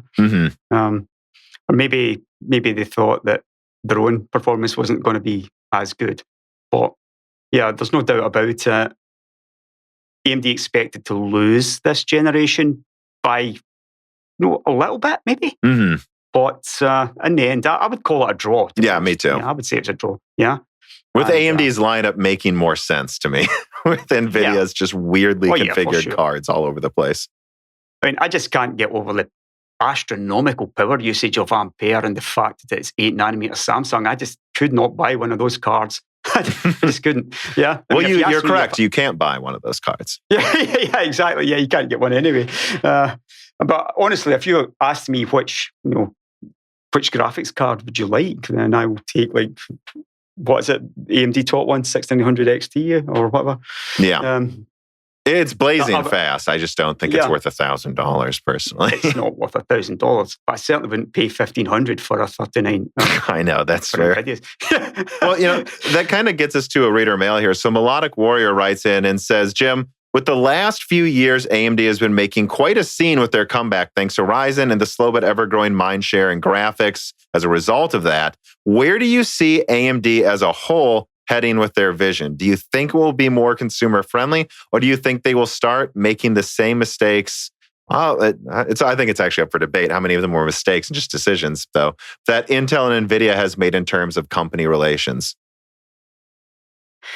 Well, I mean, I kind of alluded to it a few minutes ago. I think AMD's marketing and their PR is a bit of a disaster, to be honest with you. It's true, it's getting better, but I don't believe that it's where it should be. Stuff like product samples for the tech press. I mean, in Europe, I actually heard that they had 3 samples of a CPU, the best CPU, and they only had 3 samples for the entire European market. And I don't know why, because they shipped millions that quarter, so they had them. I don't know why they didn't send them to Europe. I'm talking about the tech press reviewers, obviously. Yeah. No, yeah, I know, but you'd think they would have put more thought into setting those aside. Especially when they had such a commanding performance advantage. Yeah. I mean, this is marketing. It is free marketing. To get those chips out to every single tech press, every single YouTuber should have been talking about this. Yeah. They're talking about one. Instead, they were yelling at AMD for not getting one. Yeah, exactly. Yeah, that is exactly it. They were yelling at AMD for not getting one. And I mean, regarding their vision, I do believe it is all about game consoles for gaming and just increase the prices on desktop. Yeah, I mean, I hate to say it, but it's another reason why I got so jaded is I just see this happening in front of me. Yeah, AMD are raising prices. They're really, really getting a lot of money out of the fanboys now.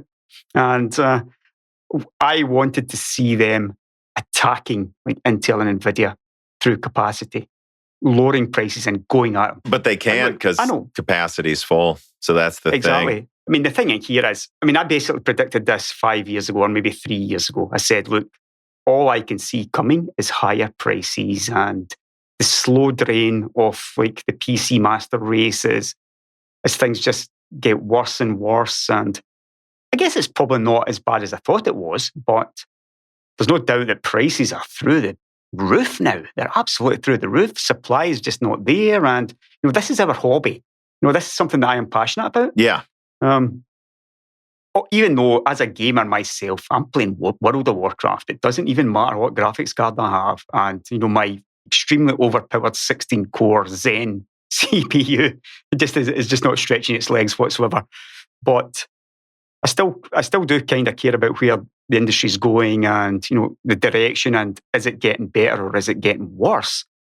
It's clearly getting an awful lot worse. And yeah, I've been talking about that. What can you do about it? With my brother, who is the co-host of every other episode of Broken Silicon. We go news, then guest, news, then guest. And we've been talking about that, how, we're going to keep covering this because I think this space is fascinating. And I'm always going to have a PC. To be honest, I built my first desktop to do like AutoCAD for engineering. And eventually I kept getting new cards for mining, to be honest, because they just kept paying for themselves since 2014.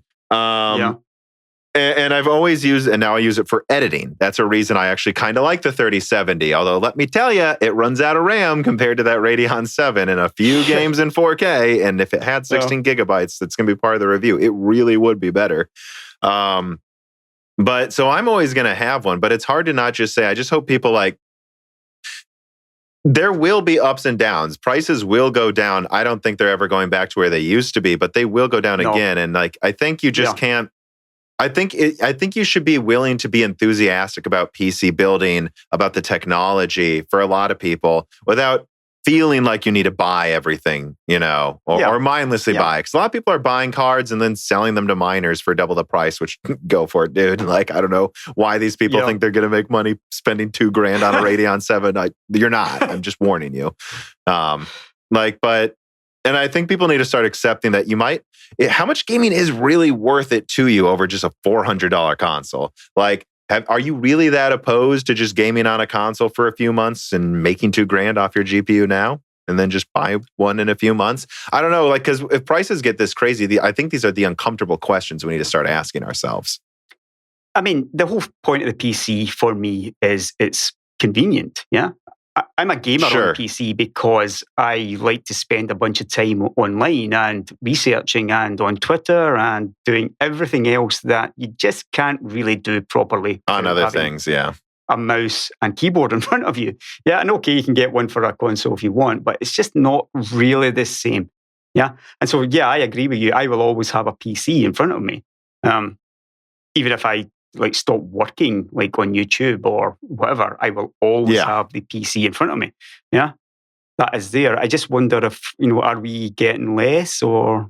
Well, I think a part of accepting this as a hobby is just being honest with yourself. It's a hobby. That's why you're spending more. Treat it like a hobby. Enjoy it. But don't lie to yourself about price performance. But if it's also a hobby, I think you also need to be honest with yourself about why you like it. Does it have to be the newest card? Do you have to spend $2,000? Can't you enjoy tinkering with it maybe some months with other stuff? I don't know. I think I think when things get this out of whack, you can't just keep going through the motions of acting the same way because these are not normal times. In fact, you're crazy if you're acting like how you always do. I mean, I know myself, some people in my guild in Warcraft immediately went out and bought the 3090 and I'm like, what? Do not buy the 3090. But in the end, if you've actually got so much more disposable income, then just go and spend it because they literally do not care. They just want the best. And that is, driving Nvidia's top end is basically people who just want the best. And they seem to be doing all right out of it. I've got a good question here, though, that I want to throw in. I think that's really an insightful question. Carbon Cry writes in and asks, I'm asking for your opinion on a thought I had recently. And just hear me out, that it might be better for consumers if AMD and Nvidia had either no set MSRP this gen or set its MSRPs higher. Again, he's like, hear me out. Right now, retailers and scalpers benefit the most from the extreme demand. But with no higher MSRP, more money would go to them, allowing them to spend more on R&D, and at the very least, not to scalpers, making future macro architectures better, hopefully benefiting us. Worst case scenario, if they spend the extra income on dividends, it won't hurt us anyways. Because I think this is an honest question. There's a lot of people that got mad at the 6700 XT MSRP. And I was thinking, well, the RTX 3060 isn't even stronger than a 5700 XT. And that's selling for at least 500 on Newegg during raffles. Like, let's be honest. I checked last night while I was gaming with some friends, and it's true. Dude, 3060s are selling for like $700 on eBay right now. I don't even know. 3070s are selling. And I was like, okay, I see people pricing the 3070 at $1,300 on eBay, but is it actually selling? And I clicked on a link, it said 12 sold in the last day. And I'm like, okay, so, dear me. I know. So if that's what people are actually paying for these, and maybe half of them are miners, but still, like, I have to ask, was AMD making a mistake by making the 6700 XT 480 if the price is closer to the MSRP? Is that just more honesty? Like, I don't know. Because they can't make enough for demand. So, I mean, if you just look at it that simply and say, supply and demand, then they should be increasing prices because the demand is crazy and there is no supply. They should just keep on raising prices. I don't know exactly how this works. Yeah, obviously they've set MSRP, but they're also selling direct to like miners and stuff like that, and direct to the public as well. So I don't know. I kind of get the feeling that if GPUs were priced $200 higher from Nvidia and AMD, then the scalpers would add another $200 on top of what they're. I don't know, right? Yeah. I mean, I don't really know enough about how the whole MSRP thing goes. Well, it's just supply and demand. People are apparently willing to spend $1,000 on a 3070. So you would make. You've also got the intermediary, though. You've got like the AIBs guys. You've got like Asus and MSI and all that selling graphics cards. So, I mean, how does that dynamic work? I mean, are they the ones that are getting more money out of it? A lot of them, to my knowledge, are the way that they're handling it based on what I think you can just see it. I don't think you need a source, but like what they'll do is they'll say, well, we have this one, for example, 3060 at $330. We have a $330 model. And we have these other models that are $500. Now, look, we have the MSRP model there, and just don't ask us how many of them we're actually supplying, because we're supplying 90% at the $500 price point, and we're just saying, well, yeah, but that one comes with a nicer cooler. That's why it's 50% more. That's why it costs so much more money. That's what AIBs are doing right now. There's not a whole lot they can do about it. Nvidia can control them to a certain extent. AMD has no control over that. AMD doesn't have enough control over them. No, they don't have any control over them at all. I would go as far as saying... yeah, I mean, the whole thing's just a mess because of mining and, prices. And it's just difficult to see where does this end? Is there a way out of this? I mean, is Nvidia even getting enough supply out of Samsung to keep this, to even supply the market? AMD, like we talked about, they're way more interested in selling consoles and Zen. Mm-hmm. So, I mean, where does this end? Are we forever stuck in this? That's kind of what I'm asking people too, is we do need to start, I think, asking ourselves where this is going to end if we just keep accepting the higher prices. Because look, guys, people have voted. They're accepting higher prices. Yeah, exactly. They've already done it because they're so desperate to get the next new thing. And presumably this will be the same when Nvidia and AMD do the next new thing next year or later on this year. I do feel like, though, people should prepare themselves. Look, if you're getting this because you don't care, you have the money, and you want a game right now, I get it, honestly. Especially because it's like winter during a pandemic and maybe you're tired of watching Netflix. I get it. Of course, we're almost to spring now, so you have to start asking yourself, are you really going to start going outside more? Do you really need this graphics card? Especially when it uses 400 watts during summer. I mean, you really need to ask yourself that. People keep underestimating, by the way, how much energy that is. It's like, no, I'm telling you, it's going to heat up your house. Anyways, though, I just think people need to prepare themselves for not feeling like, just ask yourself, would you feel stupid if in 3 months those cards all drop to MSRP or lower because either Ethereum mining dies or something happens there? Or, gasp, let me suggest maybe a lot of the people buying these cards now are the demand, and eventually the amount of people willing to pay that much, maybe that's just 20% of people. Maybe it isn't everyone. And then they catch up with demand. Like, just keep in mind, guys, that these prices could collapse. I don't think we're ever going back to the, God God, I was almost said Pascal versus Polaris, but I mean, do you remember the Kepler versus GCN days? Those prices, I don't think we're ever going back to that. But they could collapse, and will you feel silly? Like if the mining boom collapses, especially, and there's just 3080s flooding eBay for $500. I just don't know. Not even paying attention, like that much attention. I think it comes back to what we talked about really early in like the episode, where people are only buying like Nvidia cards at a certain price. That might have been before the episode started. Actually, we were talking about that, but yeah, people simply buy an Nvidia card at a certain price, and it doesn't really matter. It's whatever people can afford. They will buy that Nvidia card at that price, no matter how good or bad it is. There's a lot of assumptions, especially people who aren't following tech a lot expect like the bigger number to be better. Yeah, they don't really understand that maybe a 2080 Super is faster than a 3060 because they think the 3060, is a bigger number. This is how this has been like this for a couple of decades. So, I mean, I don't know. I just don't know what to say anymore about this whole I somewhat agree.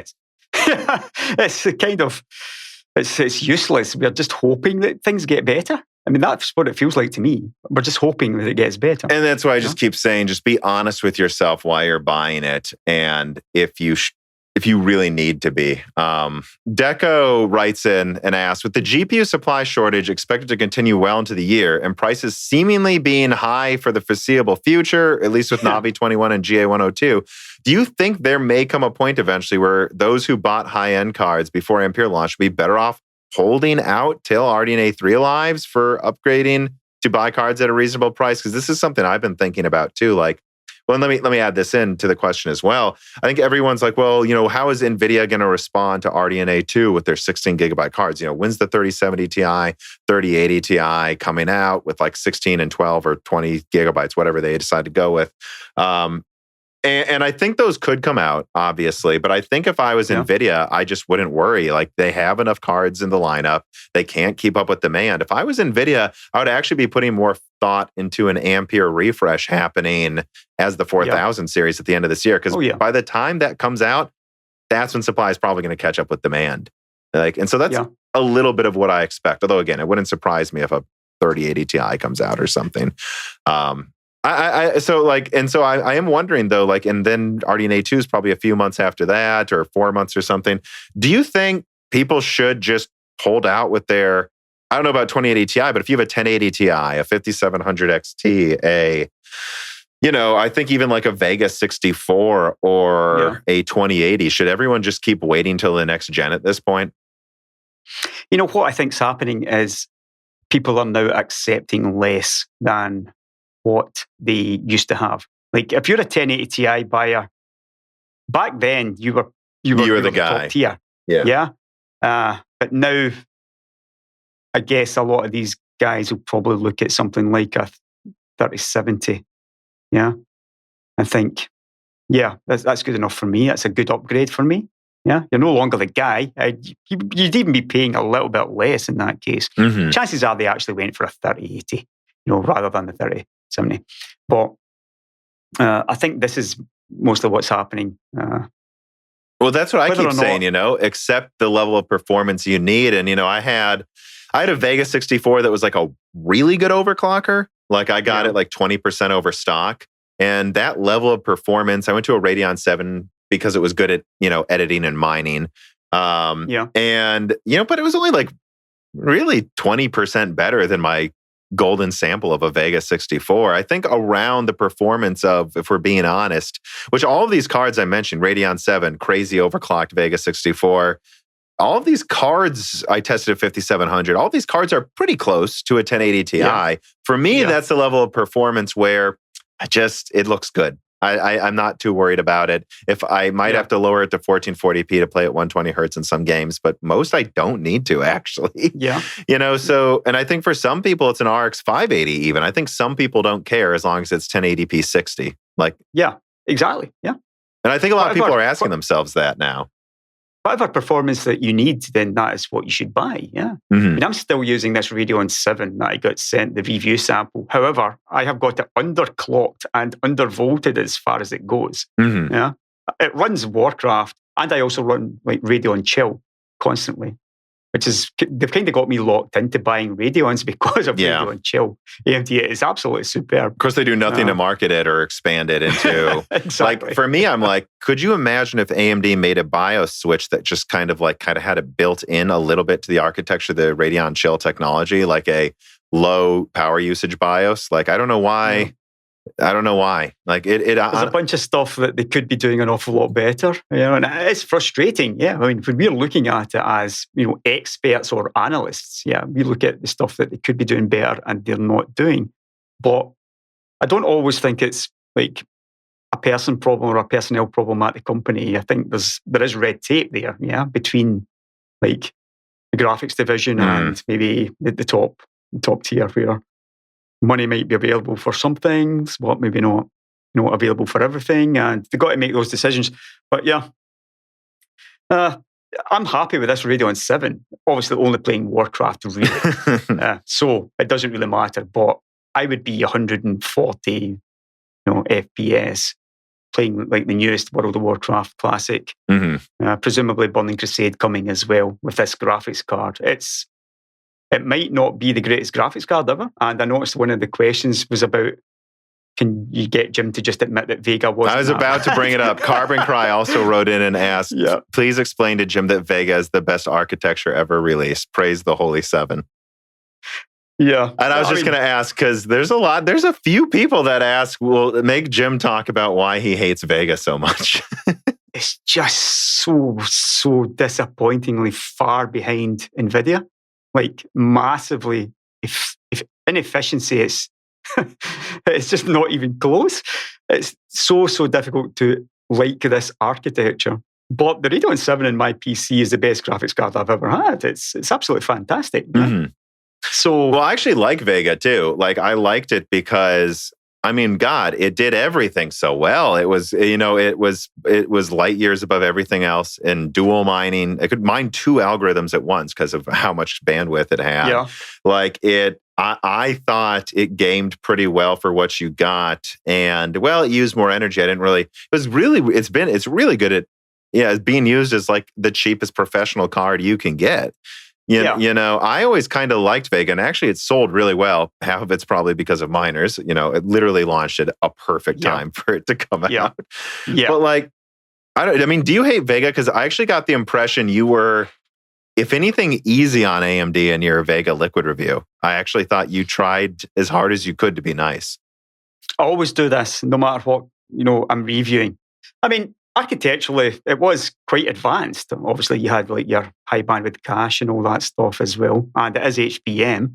I just don't know what was wrong with it power-wise. It was just absolutely crazy. The efficiency was just not there. I think some of that's Global Foundries. I mean, if we're being honest, if it would have been made on TSMC 16 nanometer, I think it would have clocked higher and used less energy, and it probably could have been close to a 1080 Ti if it was made on TSMC. Granted, it needed HBM. I think it would have been better, but they would maybe have closed the gap by 10%. I mean, my review saw it 30% behind. But what if it used 250 watts while it did that, That would be a big help. Again, well, probably not though. So long as it wasn't still. Well, we have the Radeon 7 though, right? $100 more.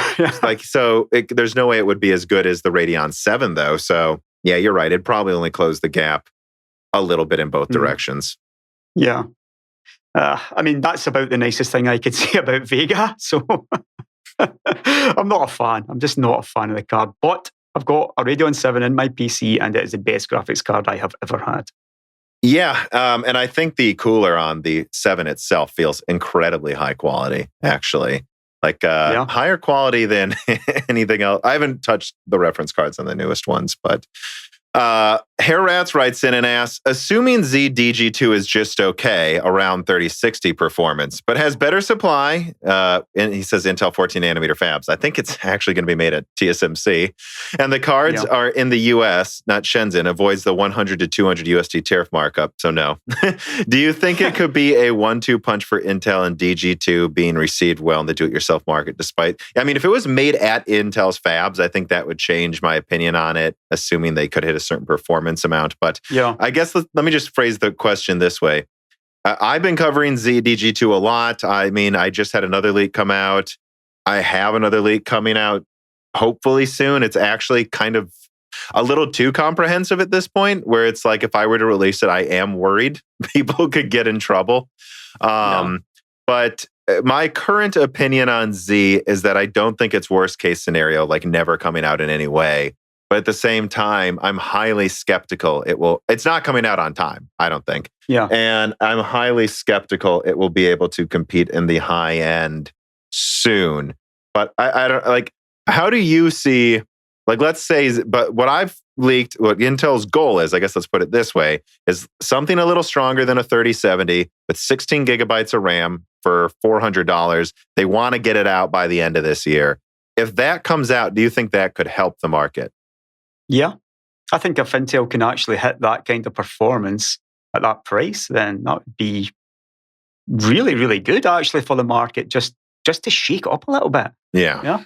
And I'm not convinced they're going to hit that level of performance, but I don't know. I'm a little bit out the loop regarding this stuff. I got an awful lot of information maybe a year to 6 months ago. But I passed most of that, most of my Intel information went to Matthew on the website. Because he was actually, I mean, he knows Intel better than I do regarding like products and stuff like that. Most of my Intel stuff is like what goes on behind the scenes. Yeah, he was really interested in the Intel stuff. I am too. I think I'm one of the only people who covers kind of leaks like this who seems genuinely interested in Intel. Most people just ignore Intel leaks for whatever reason. Yeah. I mean, I think most of the leaks that people want to see is what AMD is doing next. There's two reasons for that, because AMD fans generally, watch this type of content more often. But also AMD are, very, very innovative. Yeah. And they're delivering on leaks, right? Like some of the stuff leaked about Intel never comes out. Yeah. I mean, the Intel stuff is, for me, it's always been a little bit tempered by my utter dismay at how badly the company's doing. And I just find it difficult that they can do anything right whatsoever. Yeah. It gets that way after like so many failures that the company's had. Yeah. They've just failed in so many things that you find it difficult to believe that they can deliver on anything. And graphics especially, I mean, come on, Intel and graphics, it's very, very difficult to believe that they will be able to like deliver on something good. But in saying that, you look at the IGP on Tiger Lake. Yeah. Very, very good. Yeah, so there's something there. They've got something good going on. Whether or not they can deliver that in a desktop format, so I guess we'll wait and see. I'm kind of rooting for them, by the way. I am actually rooting for Intel to deliver here. Everyone should be. And, I've got multiple sources and they're kind of torn on how good Xe DG2 will be. I'd say, again, the average, the median opinion is basically it's coming out, but I'm not ready to double down. It'll be great. But, they were selling those Optane drives in over SATA for some, at like half the cost it takes to make them, just so they could produce anything to a high volume market while they get better at producing it. And so I guess what I'm saying is I think Intel can afford to price whatever they end up successfully making at a reasonable price. If it's a 3060, I think they can afford to sell that for $250. If it's, even if it's a little bit below cost, I don't think they can do it for years, but I think they're willing to do that. I just don't know that they'll get something out that actually works when we need it. But everyone, whether they think it's going to go well or not that I talk to, is rooting for it, because nothing would help the gaming GPU market more than Intel releasing a graphics card that makes everyone else's price performance look stupid. And then they do have the manpower for good drivers too. They absolutely have the manpower for that. But I guess without following it too closely, do you expect them to do that this year, or do you think it's going to be another bust? I think it'll be another bust. Yeah. Yeah. I mean, honestly, I really, really hope I'm wrong, but I'm pretty sure it won't be that good. I just don't have the faith. Yeah. It is what it is. You're just saying, it's just, you're being honest. That's. But then again, like I said, Tiger Lake does show that they've got something there that they can work with. So I don't know. Yeah, I hope I'm wrong, but I expect it'll. I even wonder if we will even see it, to be honest with you. Yeah, personally, I think we're almost definitely going to get some kind of a Vega Frontier release so that they can say they released something. But the performance and efficiency of that is what's we're just going to have to see. And I mean, the fact that I've always heard it's made on TSMC 6 nanometer, although now I'm hearing that actually TSMC may be backing out of that deal, not Intel, because TSMC may say, we don't know if we want to make your thing on here. If it's like we just got better options to produce. Yeah. Like, if it's made at TSMC, I don't know how much do you think it still helps the market a lot? I mean, it will because it exists, but it's still going to eat up into TSMC capacity. I mean, the way I see it is, I do not believe for a minute that Intel will sell something cheaply. Yeah, I mean, you look at the cost of their CPUs; they're getting thrashed. But it goes back to what we talked about earlier. There is so much demand. Yeah, and the thing about Intel is we are looking at lots of different departments. Yeah, and they've got budgets, and they need to make certain amounts of money in order so that the bean counters at Intel can basically say, give them more money to move forward. Cheap prices, I just don't see this happening at Intel anywhere at all, which would be my biggest red flag.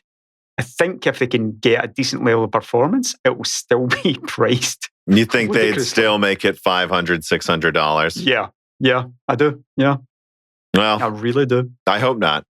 Yeah, same. But maybe I'm just jaded, or maybe that's just, the side effect of, knowing the industry for as long as I have. But I really would not expect anything cheap coming out of Intel at all. Well, so I see a couple of reader mails here, but I think we've actually covered most of these questions in a lot of our earlier discussions. So I do want to kind of just skip ahead to something that I haven't brought up yet. I do want to bring up what happened with the whole AMDone debacle, and I think what a lot of people would perceive as you just really hating on AMD pretty hard for a few months. Like I honestly, I'll be honest, from my perspective, I actually kind of disconnected a little bit there when I started seeing that. I mean, do you want to get into, or are you willing to talk about what happened there that made you so mad at AMD or fed up with them? Well, it wasn't something that happened overnight. Yeah, of course. And I'm guessing that you've got certain level of contact with AMD, and you are well aware of the massive amount of frustration that this company can cause. And it's the same with any company that you've got close relations with. There was one or two events during maybe the last 3 years or so, which really had a major effect on my relationship with AMD.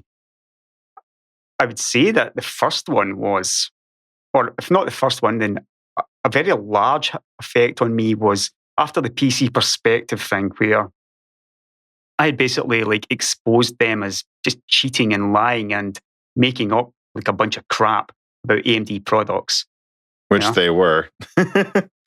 Pretty much. I mean, Ryan Shrout's at Intel now. I mean, it doesn't necessarily mean that, what I said was true about them, but I think it's pretty obvious if you just look at the kind of stuff they were doing. They had it in for AMD, there's no doubt about it. But that's up to them to do that. But then, of course, Ryan Shrout started his Shrout Research thing, and AMD started paying him money to early access to certain products and stuff like that. Yeah, and that kind of that annoyed me a lot. But what annoyed me most was after I did that flawed perspective video, where I pointed out all these how they would twist certain things to make it like it looked bad. Like the whole FreeSync versus G-Sync thing, that was a joke what they did on that. Yeah. And how they had that video up showing the difference, but it was actually nothing to do with FreeSync and G-Sync. It was the difference in the monitor panel. Yeah, it was the actual panel, but it was nothing to do with FreeSync and G-Sync. It was just the actual difference in panels. And they kept it up there even after that video. But I was given a statement from someone very high up at AMD who basically supported. It wasn't like a case of saying that I was wrong or anything like that, but it was like, we have worked with PC Perspective and now Shout Research, and we always found them to be like upfront and stuff. And I mean, my PR guy gave me this message, and I could see the embarrassment in the text that he sent me. Yeah, I could read behind the lines how embarrassed he was about it. And it's like, I don't know, you can do with this whatever you want. And my response was, how do you think the average AMD fan would think if I had to go public with this? Which I've never done until the AMDone thing. Yeah? What do you think what do you think the response would be? And I mean, there was no answer, because it's not a question that a PR guy can answer. But if you, I mean, it's like you said, that PC Perspective were up to no good, and any AMD fan at that time knew that PC Perspective just hated on AMD constantly. Here's AMD like giving them money and stuff, and that was the first part of the thing that started to, let's just say that was the beginning of like. So you felt like you went kind of, maybe not out on a limb, but you really, were a bit exposed in like if someone were like, you were like exposing what was clearly some level of just bias and not an impartial behavior. And then AMD do you feel then that AMD kind of doomed you into looking like a fanboy for looking at it that way? Is that why? And you don't know why AMD did that, or? No, I mean, it was entirely, on a personal level. I mean, they didn't say like, I was given a statement, supporting what PC Perspective / Ryan Shout did. Yeah.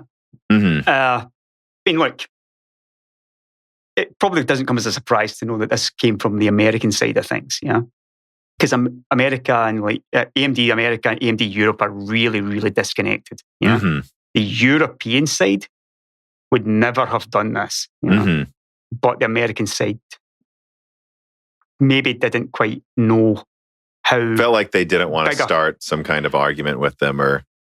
No, it was actually more to do with just the lack of like understanding how popular I was among the AMD crowd at that point. I mean, I was really, really popular at that point, especially among the AMD crowd. But, I mean, how many people high up at AMD do you think were watching AdoredTV?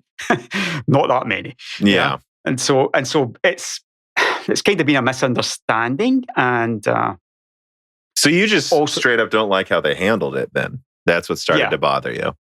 Like, what's the point of pointing out some of these things if AMD themselves don't seem to get it? Yeah. That is exactly what it is. And you know what happened? Like a couple of weeks later, AMD launched that product, which Shout Research had like early access to. I think it was some APU. But what Shout Research then went and underclocked the memory in their review of that. Right, I remember that, yeah. Yeah. I mean, it was like, they were just completely taking the piss, That is essentially all they're doing. And they're laughing at this person who, sent me this statement. And it just made me realize, what on earth is that guy doing here? Now, I've spoken to a lot of people about this person afterwards. And I ask the same question. I say, how would you rate this person, like, as on competence? And the highest that I have ever heard is 4 out of 10. Yeah. And I'm talking guys like tech press guys in the industry, and they rate this person at 4 out of 10 highest. Yeah. So they're still there. I mean, and it just kind of makes you wonder what is the whole point of it? Yeah. If, like the high level management is still so gullible and just not really, paying enough attention. So that was the beginning of the end, I would have said.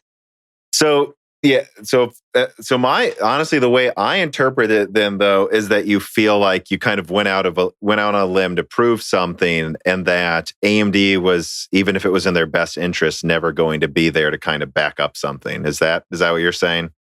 It doesn't have anything to do with feeling that way though? Like where you have this relationship with them, you point out something that at least in your mind, and I agree, clearly shows something that's damaging to them, and then they're just never going to be there to kind of do the bare minimum to back you up. Is that what you're saying? It's such a complicated topic, yeah, because you've got to look at the big picture, yeah. Like I said, like the difference between the American guys and the European guys. I mean, the European guys are all behind me, yeah, all behind me. But the American side of things just don't know me, or they didn't know me, yeah, before that point. And trying to get through the red tape so that, they could see this. The thing is, the European guys have got no power to make decisions. They actually talked about, like, what do we do about this now that Adored has outed PC Perspective? What do we do about it? And they came to the conclusion that they couldn't do anything. They just had to let it go, yeah. But then the American side comes in and, makes me think that, I mean, it's only one person, yeah? I wouldn't say that this was like what irreparably like killed my relationship with AMD, but it was the start of it. And there was more since that point. It just kind of went downhill more and more and more. I don't think they knew how to handle me. They didn't know how to handle me. That was that simple. Yeah. So to be entirely honest, from my perspective, I almost find it odd to say how to handle you, though, because I think you said, I'm sure you have. I actually don't. Like I do have some contacts and of course sources in AMD. I will say there's someone pretty high up that I have spoken to a couple times, but I don't know. I don't get marketing materials ahead of time. I don't get anything from them, Jim. And I've never gotten that from any of these companies. Frankly, I think they hate me and they don't want to talk to me. But, it is, I have to be honest that I don't think I would ever want to feel like I'm part of working with any company, because I don't know. I just always see myself as someone that looks at the things going on with any release, any one of these companies, and I just want to feel entirely free to punch at them if I feel like I need to. And so I guess I'm being honest. From my perspective, that's what rubbed me the wrong way about the whole AMDone videos and videos related to them. Is it almost felt like, and again, I'm just saying this is my perspective. Yeah. I want you to speak on it. Like that, it's almost like they owed you something, or you were working with them. Whereas I personally would never want to feel like that ever. I never feel, and maybe it's because they never talk to me, but so I've never been given the opportunity. But I don't know. I never feel like I would expect anything out of them on anything, So well, I mean, yeah, agreed. I don't want anything from them. Never did. What I felt was they were actively working against me. Mm-hmm. Yeah, I felt like, and it wasn't because they weren't out to get me. It was just incompetence mostly. Mm-hmm. Yeah, so they were being a thorn in my side, while I'm trying to out all these injustices, yeah.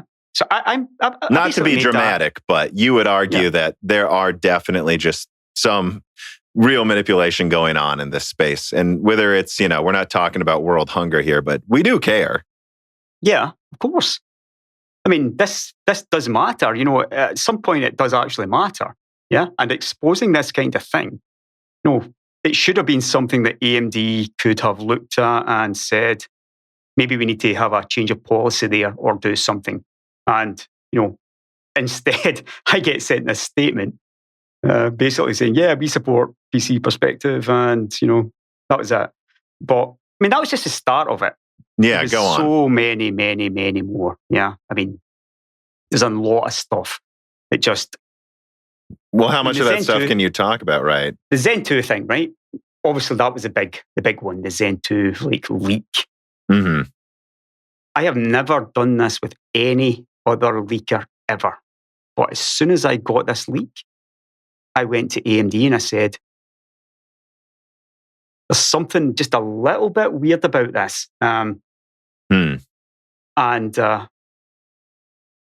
maybe, point me in the right direction type of thing if I'm way off in this, because it instantly started to affect me, right?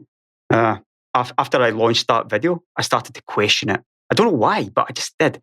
And you're AMD. Specifically the first one that talked about chiplets and the lineup, all of that. Yeah. I went to AMD and I said to them, I'm starting to get really concerned about this. Maybe I should have went before it rather than after the video. Yeah, but I actually went to them and said, that's what I said. And I waited a few days for a response. There's nothing really came through. It's just we'll put it through our security team, etc. We appreciate it. I didn't name any names, obviously. I didn't give anything to give away who my source was. You would never do that. Yeah. Yes. But I was I'm hoping you didn't say that, but I'm assuming you didn't. Obviously, no way would you ever. I would feel so terrible if I rushed something out or did something that got someone fired. Yeah, exactly. And this is actually what I had most of my concern was about. I actually got back to my PR guy later and said, just forget all about it. Yeah, it turns out it's just a bunch of nonsense. But I was more concerned my leaker was about to get fired because I'd given too much away. But I was so careful to not give away details. Yeah. We were back and forthing all this time. Emails. He was talking to me and he's giving me more and more and more and more information. Huge amounts of information you would not believe. Really specific stuff. I mean, this guy, I don't know, obviously something kind of the knowledge that he had and the way he was able to present that. There's something maybe just not quite right with him regarding that. But he had me convinced to a certain degree because of certain things that he had said, certain things that people within AMD had told me, we're never going to give early access GPUs out to the Taiwanese add-in board guys because they'll just leak it. They'll leak the performance of the graphics cards and stuff like that. Which they do.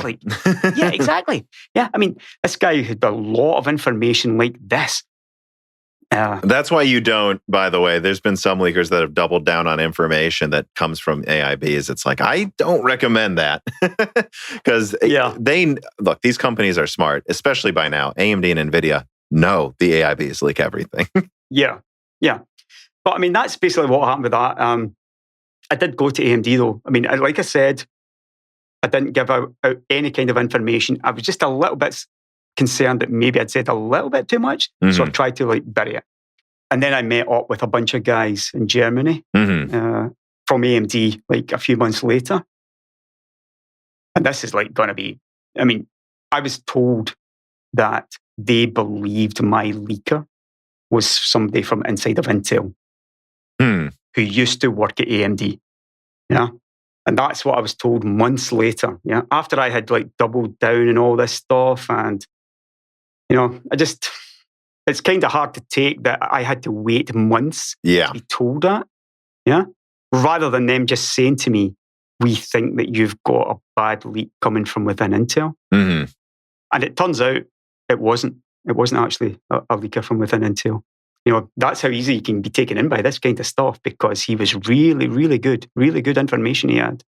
But I was going to say, your Zen 2 leak's legendary. From my perspective, you got pretty much everything right for the most part. Great. It wasn't at 5 gigahertz. It was at what? 4.7, close 4.7. enough. Yeah. So you're saying though that 16 cores and chiplets again. This guy had this information that it was chiplets. There was an I/O die or something, or I can't remember exactly, but so you're saying though that you do believe it came from someone that wasn't within AMD or Intel, but he still got almost everything right. Yeah, I think so. Yeah, I didn't know that, by the way. And so you believe then AMD... But here's the thing. AMD thought it was somebody from inside Intel giving me the information. That's how good that information was. Yeah. Somebody who used to work at AMD, now working at Intel, feeding me this information. This is what they said. I've had to deal with something like this before as well, with a different launch. Yeah, and it was like one of those things where there was a few sources, and one of them was actually getting, and there were some people I know are legit. Yeah. Like I know their name, I know they're legit. Yeah. Like, and then there's another person who has all these other details, and 90% of it's lining up with people I know are legit. But then eventually comes to, oh, I'm not so sure anymore. Yeah. So actually, I didn't know that. I didn't know that came from someone that you now truly believe wasn't a good source. But I assume that wasn't the only person you were talking to, right? No. You and I have a shared source who gave me some information. Mm-hmm. And I wish I could say right. details to confirm, but we won't go into it. Yeah. Yeah. I mean, it wasn't quite right. They may have told you about it. It wasn't quite correct. But yeah, I mean, this is a great source. We both know who, I'm pretty sure we both know who we're talking about. But the 5 gigahertz number was just not quite right. And this can happen through something like a bias update, or not a bias update, but maybe a wrong reading in a bias or something. Yeah. So imagine an engineer in some Taiwanese company, like add-in board guy, sees this 5 gigahertz number and then says to, our source, Zen 2 hits 5 gigahertz. Yeah. And then that is reported to me. And I instantly think, oh yes, this is great. This is the news I've been waiting for. Yeah. But in the end, it was actually only maybe a faulty BIOS or a faulty reading or something like that. I don't know. Yeah. But I had 2 sources on this whole 5 gigahertz thing. It's a minefield. I mean, you know yourself. Yeah. It is a minefield. Well, that's why I just don't even really bother with many new sources unless I can beat them. Like in person, and they're right for like 6 months straight. For everyone wondering, they're like, Tom was wrong about this one thing 2 years ago. It's like, yeah, I'm not using those people anymore. Yeah. I mean, it's not like I'm using this guy who, gave me the Zen 2 information. He's completely burned. Yeah. I mean, I'm never going to use that source again. That's just like the smart thing to do. Can I ask you a question? Why are you willing to talk about this honestly? Because from a realpolitik pragmatic point of view, someone could argue it would have just been in your best interest to say, well, whatever, I got it all right, the frequency was off, and move on. Was it the whole finding out the whole behind the scenes of like how the efforts that someone went in to do this, and then AMD did, you believe AMD legitimately did think it was someone in Intel? Yeah. Oh yeah, no doubt about it. Okay. I mean, I was actually told face to face, we think it is what? We think it is this person. Yeah. I mean, I was told by AMD people that that's what they believed. So AMD was fooled as well. Basically. And I know that it wasn't this person for a couple of reasons that I can't really go into. Yeah. The reason that I'm willing to talk about it is simply, I am done with this industry. It's like I said, that one of these days I will write a book about all of this. And I mean, what I've told you there is like 1% of the kind of dirt that I could like throw out in this industry. You would not believe in the PC perspective stuff, how that even came about. Like how I was told about, how I was tipped off about Shroud research and all this. I mean, it's a book that I could probably write one day and it would be pretty popular. One day in the far future, I think. All right. So I think we've honestly covered pretty much everything there is to cover here. I think let's just throw a few reader mails in here at the end just to kind of like round it out after a more, I feel, serious discussion. Sure. Let me see. QH Freddy writes in and asks, what's a field or industry that makes you excited now in terms of innovation and progress? What has caught your eye? And I believe there's another reader mail somewhere here that also asked, like, if you could just throw a bunch of money into any field, what would you throw it into to have that technology develop further? When I first started getting really big on YouTube talking about Polaris and Pascal, I actually had like hedge funds came talking to me or came wanting to to talk to me like on a consultancy basis. Yeah. And they were paying really, really well. Yeah, through like certain companies like GuidePoint and GLG. And one of the questions that they would always ask was, what's going to be the next big thing, right? Yeah. What's going to be the next big thing, right? I think that cybernetics will be the next big thing, like your 2077 thing. Your Deus Ex Mankind Divided stuff. Basically, I think that this is going to be the next huge thing in like human evolution. Another thing is, I am mostly vegan these days. I'm practically 99.9% vegan. Sometimes I'll still eat stuff with eggs in it. Now they're going to call you a soy boy on Reddit. Watch out. Exactly, yeah. It wouldn't be the first time. One of the comments in my last video was, it all started going wrong for Edward as soon as he became a vegan. And I'm like, yeah. The comment finished with, you should eat more meat and you'll get back to normal. And I said, well, I've been a vegetarian for 30 years. Was the reason I was the greatest YouTuber of all time, the greatest tech tuber of all time, because I was eating like cheese and milk. You can't say that the cheese was all cheese diet was probably good for you. No, that's what it was. It was the cheese and the milk that was making me, make such good tech videos. It had to be. It had to have been. But as I'm mostly vegan, I'm interested in the next generation of meat alternatives. You've probably heard of Beyond Meat and Beyond Burger, yeah? I think that this is where humanity will go. Your average vegan will think that this is because it's good for like the planet and stuff like that, but it won't. It's because it will be cheaper. Absolutely. Yeah. That's always what it is. The reason Tesla is successful isn't because you're saving the planet, although people like to tell themselves that's why they bought the Tesla. You buy a Tesla because for the price you pay, it's a great car. If you want like a fast car or a car that can drive itself, it has to stand on its own 2 feet and it has to make someone money or it's never going to last, you guys. Exactly. The meat industry is like thousands of years old, obviously. But you get to the point where it will just be cheaper and easier to manufacture. We could be talking like... I've seen them trying to make like trees that grow chickens effectively. It's not literally a tree, but it's kind of a meat tree that produces chickens that are brain dead that you pick off of it.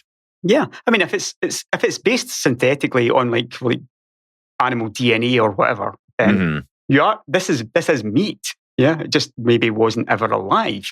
Yeah. I'm not sure if I would eat that type as a vegan, but there are certain meat alternatives nowadays that, for sure, they're getting pretty close to meat, at least as long as I remember it from like 30 years ago. Are you worried about with regards to cybernetics, it leading down a dark place though for mankind? No, I don't think so. I think it'll start first of all with like bionic eyes that help us see better in the dark. Or people who went blind. My God. Yeah. Can you imagine going blind? It'd be really nice if we could replace eyes. Exactly. That's where I think it's going. I don't think it'll go down a dark place any more than anything else has. Like mind control or your brain getting a virus and dying. Or you could argue brains get viruses already from... I'm more concerned about AI. Okay. Yeah, than I would be about like stuff like cybernetics. I'm not super concerned about AI, like in the way that Elon Musk is worried that AI could be a real problem, but it could end up being a real problem. And obviously, that is the last thing that we have to say is where the world is going forward into an AI world. That's where we're heading. Yeah. Yeah. Cybernetics is it's going to happen whether we like it or not. Yeah, of course it is. Yeah, there's nothing we can do about it. Someone's going to make it. Yeah, exactly. And cybernetics is maybe just a small step on the way there. But yeah, that's where we're heading. We're lucky in a lot of ways because as technologists like we are, we're able to see this coming where, the average person, no idea. They're just living out their lives completely oblivious, yeah? And just accepting what comes next. We can like see what's coming next. I guess it's a bit like Star Trek, Gene Roddenberry, they call them visionaries, but the reality is the reason we can see this is because we're living it now. We can see how technology is moving forward and how hopefully it will be for the good of humanity. and not for the bad. Yeah, I mean, I think, I tried out a Tesla just for free because they were like, hey, we're in your town. You want to try it? I'm like, sure. And it was very impressive, although it did stop at a green light. Stop that green light. I'm like, that would make me worry that it might not stop at a red. Yeah, I was like, okay, so maybe not quite ready. And I think it was like an older model that didn't have the newest stuff. So let me be fair to Tesla there. But I don't know. I think the thing about AI, though, is I think that there may be an overassumption about how smart it can get so quickly. Like when I look around it, if you were to ask me 5 years ago, I would be like, yeah, we're going to have all driving cars in 2021 or whatever, and we'll have AI, it will be massively better. But from where I'm sitting, like AI can't even tell the difference between my God, red and green. Yeah, I mean it's ridiculous. Like how behind. I do wonder how much of it can get so smart quickly. It's made by humans, right? So it's going to be flawed, and I don't know. So I kind of doubt how fast it will happen. And then there's another part of me where I'm worried about it being destructive to us, but I suspect we don't know how it will be destructive to us yet. I'm starting to wonder if we're frankly being too narcissistic, assuming we'll be smart enough to design one that can think like a human. Like maybe we aren't going to make it think as well as a human for like 100 years. Like maybe that's far out, and like what it'll actually be used for is all these other things for controlling us. Yeah. I mean, there is obviously that worry because we know what kind of company Nvidia is for a start. And, and they are really, really, at the forefront of AI. It's a massive concern to me because, I do not want to see Nvidia in, having this kind of level of control. Stuff like Deepfakes. I mean, you look at what's happened in America last year. Can you imagine like adding Deepfakes on top of that? That's something I'm very worried about, the Deepfake thing. Yeah. I mean, you should be worried about that, and I'm worried about it as well because people already can't tell the difference between what's as you showed in your latest Freethinker video. And I told you this. It was scary how convincingly you proved that people can go down a rabbit hole. And I understand why they do now by your video, because it was pretty convincing. Yeah. I mean, I used to be a conspiracy theorist. This is what people maybe not realize this. Yeah. They've only known me for the past 5 years on YouTube. Yeah. I used to be like heavily religious. I really, really, truly believed in God. And I believed every single conspiracy theory that was going around. I believed it all. I mean, I think it's not an intelligence thing then. It can't be intelligence. It's not an intelligence thing, people. Yeah. Well, I think there's a certain degree of that to conspiracy theories. I think religion clearly isn't an intelligence thing, and religion can just mean anything to so many different types of people. But the conspiracy thing, I personally think there's some level of intelligence component to it. It has to be a correlation, but it's not all just dumb people believe conspiracies. Statistics suggest that almost everyone believes some conspiracy. Yeah. Yeah. I mean, I guess that is one way to look at it. We all believe in like some kind of conspiracy. Mine's the real one, Jim, not yours. I'm the only person with the real conspiracy. Yeah. And the thing is, like, every single conspiracy theorist feels the same way. They feel like they are they've got information that other people don't have, or they've got the real information and people that don't understand it are just stupid. That's how this works. It always turns into that, the polarization. The other side doesn't get it because they're stupid. Yeah, basically. Yeah. But I mean, all the things that I used to think, like aliens built the pyramids and stuff. I mean, I honestly would have entertained that 20 years ago. Yeah. Yeah. At the same time. Someone's going to tell us in the comments that you're wrong. They were built by aliens, by the aliens obviously built the pyramids. Yeah, of course. That one specifically, as someone who went to school as an engineer and studied history, the whole aliens building pyramids thing infuriated me because it's like, my God, like the things people like for like some of the like ancient structures we find. And Yeah. you'll see you'll go to a pub and say, they don't even really know how they built that. And I'll be like, yes, they do. Yes, they do. They do know. It's like, well, yeah, but to build that one thing, they would have had to use logs and like push, 50-ton stones. That would have taken years to move each stone. And I go, yeah, it would. And that's what they did. Yeah. Like humans are really hard workers. And it's like, the precision they have for making these pyramids, like we don't even have that now. We do if we wanted to. Yeah. Like you just have to put more than 5 minutes of thought into it. They had thousands of years to develop the bricks and the standards for tolerances. We just don't care enough to put thought into it. We could absolutely do it. Yeah, we're not building pyramids anymore, basically, or we could easily do like extremely impressive pyramids if we wanted to. It might take a couple of years, right, to develop the technology for some of the specific things they did, but we would do it. It's just we've forgotten how. Yeah. I mean, and that's just infuriating to me as an engineer. Like, well, they couldn't have. Yes, they could have. Humans are smarter than you think. All conspiracy is based around this same kind of thing. Yeah. It's like the belief that couldn't have possibly happened back then, or like all that old stuff. It is like, there's no way the Egyptians could have built those pyramids. It's too advanced, but it's not. It's like you said, it takes a massive amount of manpower and time, and they got it done. Yeah. And what scares me is how much I feel like I have to walk on eggshells about some subjects that I thought were pretty cut and dry. I used to do that on AdoredTV as well, but I am no longer willing to do that anymore, which is why, a lot of Freethinker will be, a lot of the reason why I started Freethinker was because of that, and a lot of Freethinker will revolve around that kind of thing. Mm-hmm. Yeah, which I think is a good way to end the podcast then. Yeah. I mean, I thought your last video was very good. I highly recommend people go to Freethinker on YouTube. It's not /Freethinker yet, though. So you'll just have to search for Freethinker, although there's going to be a link in the description. It's /C/Freethinker.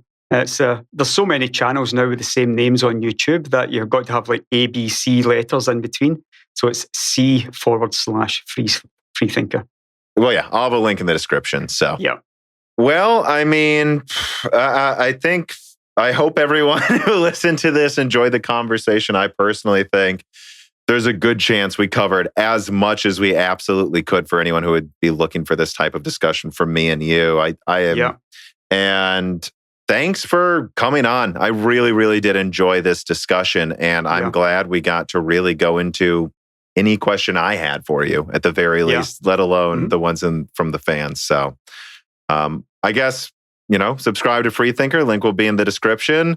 And of course, you're free to come on Broken Silicon again anytime you want to. I mean, there's a fair chance that in the future at some point we maybe have another discussion, I'm pretty sure. Yeah, I enjoyed this very, very much as well, Tom. It's good to get some of the stuff out there. Now that I'm actually, now that I feel free of AdoredTV, it's good to get some of that stuff out there. And let's see if it happens again in future. Okay. All right. Thanks for listening, everybody. Catch you later, guys. The following podcast was brought to you by the YouTube channel and website Moore's Law is Dead. Moore's Law is Dead and Broken Silicon are trademarks of their creator, Tom. That guy is me, and I am indeed the creator, editor, writer, and showrunner of Moore's Law is Dead podcasts, videos, articles, and other media. However, Moore's Law is Dead is a team, with Broken Silicon co-hosted by my brother, Dan, audio editing by Gerard Cortez, and select technical editing by Carbon Cry. You can find all of our information, including how to get a hold of us, at www.mooreslawsdead.com. And if you are a fan and would like to send mail or other hardware, please mail parcels to Moore's Law is Dead, P.O. Box 10468, Peoria, Illinois 61612.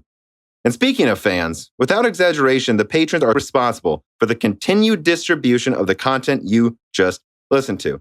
And so if you have some extra money, but only if you do, please consider supporting us. For just $2 a month, you get access to the exclusive podcast Die Shrink, voting on subjects of future podcast episodes, the ability to have your questions read aloud on Broken Silicon, Die Shrink, and Loose Ends, and of course, the Moore's Law is Dead Discord full of like-minded people who would love to meet you. I am one of them. And at higher tiers, you get access to ad-free episodes of Broken Silicon, the back catalog of Flyover States podcast, thanks in the credits of videos and podcasts, and other perks as well.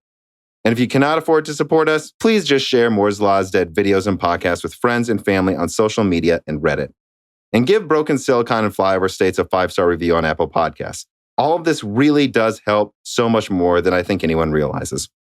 If you'd like to advertise on the podcast or a person of interest who would like to be a guest, please reach out to the email address mlhbdead@gmail.com. But as I said, this podcast would not be possible without its fans supporting it. And so now it is time to give a personal thanks to the greatest of the fans. The following supporters are at the 10 gigahertz or higher producer levels. Brad Medlin, Telos, GUK, Benny Berlin, Justin Yant, Thomas Rupp, I Love You, Lynn and Jim, Ivan K, Tom Bailey, Muhammad Al-Kwari, Frederick Lau, James Crassa, Justin Parrish, Zachary Martin, Terrence Herod, Drita Full, Phil S., Courtney Elliott, The Ninth Dude, Greg Renegar, Josh Law, JBG, Travis Gooding, The Mechanical Philosopher, Lebo King Kilo, Fatboy Deeseru, Daniel Hyde, Burke Garcia, Tara Reed, Jack O'Neill, Matt Salem, Aaron Close, Juan Garcia, Sean Vollmer, My Name is Nobody, Joel Corey, Alethros, Telos, Hey There's a Kitty, Greg T. Wantic, Ivan 214, John Jameson, Benjamin Cannon, Matthew Lane, Divider Symbol, Jan Rauner, Rubber Ducks, Michael Maggie, Allie Robertson, Eric Jackson, Jonathan, Evan Dingle, Dominique Koch, Patrick Gross, Stefan, Original Ross, Hard4Room.com, Sam MacArthur, Total Silo, Sol Connor, Michael Costa, Andrew S., Blake, Aaron Keith, Gary Baldino, Endless Logins, Tom Sanfilippo, Justice Brennan, Viking R., Trevor Powers, Stu Olenya, Nanyan, Daniel Nishbal, Franco Frederic, Hardware Numbers, Alex Carastile, Dark Rain 2049, Leighton Perry, Joseph Karaman, Carlos Valdez, Darno Rivera, Luca, Zaber Z. Burrs, Licky, Martin Porshegi, David Cowden, Ricky Tan, Spencer King, Patrick J.S., Justin Staples, Freddie Canos Jr., Christopher Foster, Kiwi Phil, Dahoo Hoo, Sarah Light, Anthony Gareffa, Matthew Griffin, Alex, Joseph Loria, Loris Correa, Deke, Cheesy Ramen, Raul Ebenetti, Tim Robbins, Jake Dude 23, Brian Riggleman, Chris Williams, Ryan Deniscu, Dave McCoy, Falco Malev, Gabe Blagner, David Marcos Gomez, Martin Svensson, Andrew, Thomas Summers, Maurice Courtois, Matthew J. Link, Scott Ruff Schneider, Mai Sharona, Aaron, Roman, Jacob Stankowitz, K. Ratz, Wakir Khan, Ashil Dar Epstein, Stephen Hart, Christopher A. Butler, Greg, Peter Moore, Chris Licata, Justin Thomas, Sam Miller, Sammy Malas, Kevin Chen, Shakir, Nick Rakin, Holden Mobley, Matthew Lazier, Arpit Sharma, Meat and Pork, Jimmy NG, Mads Beachhorn, Benjamin Oshley, Jijitz, Zine Sean Park, Dame P, John Wizink, Sam Venzel, Mark Mitchell, Brucha, Michael Deaton, and Denovan Russell. And of course, thank you to Sahara for the music.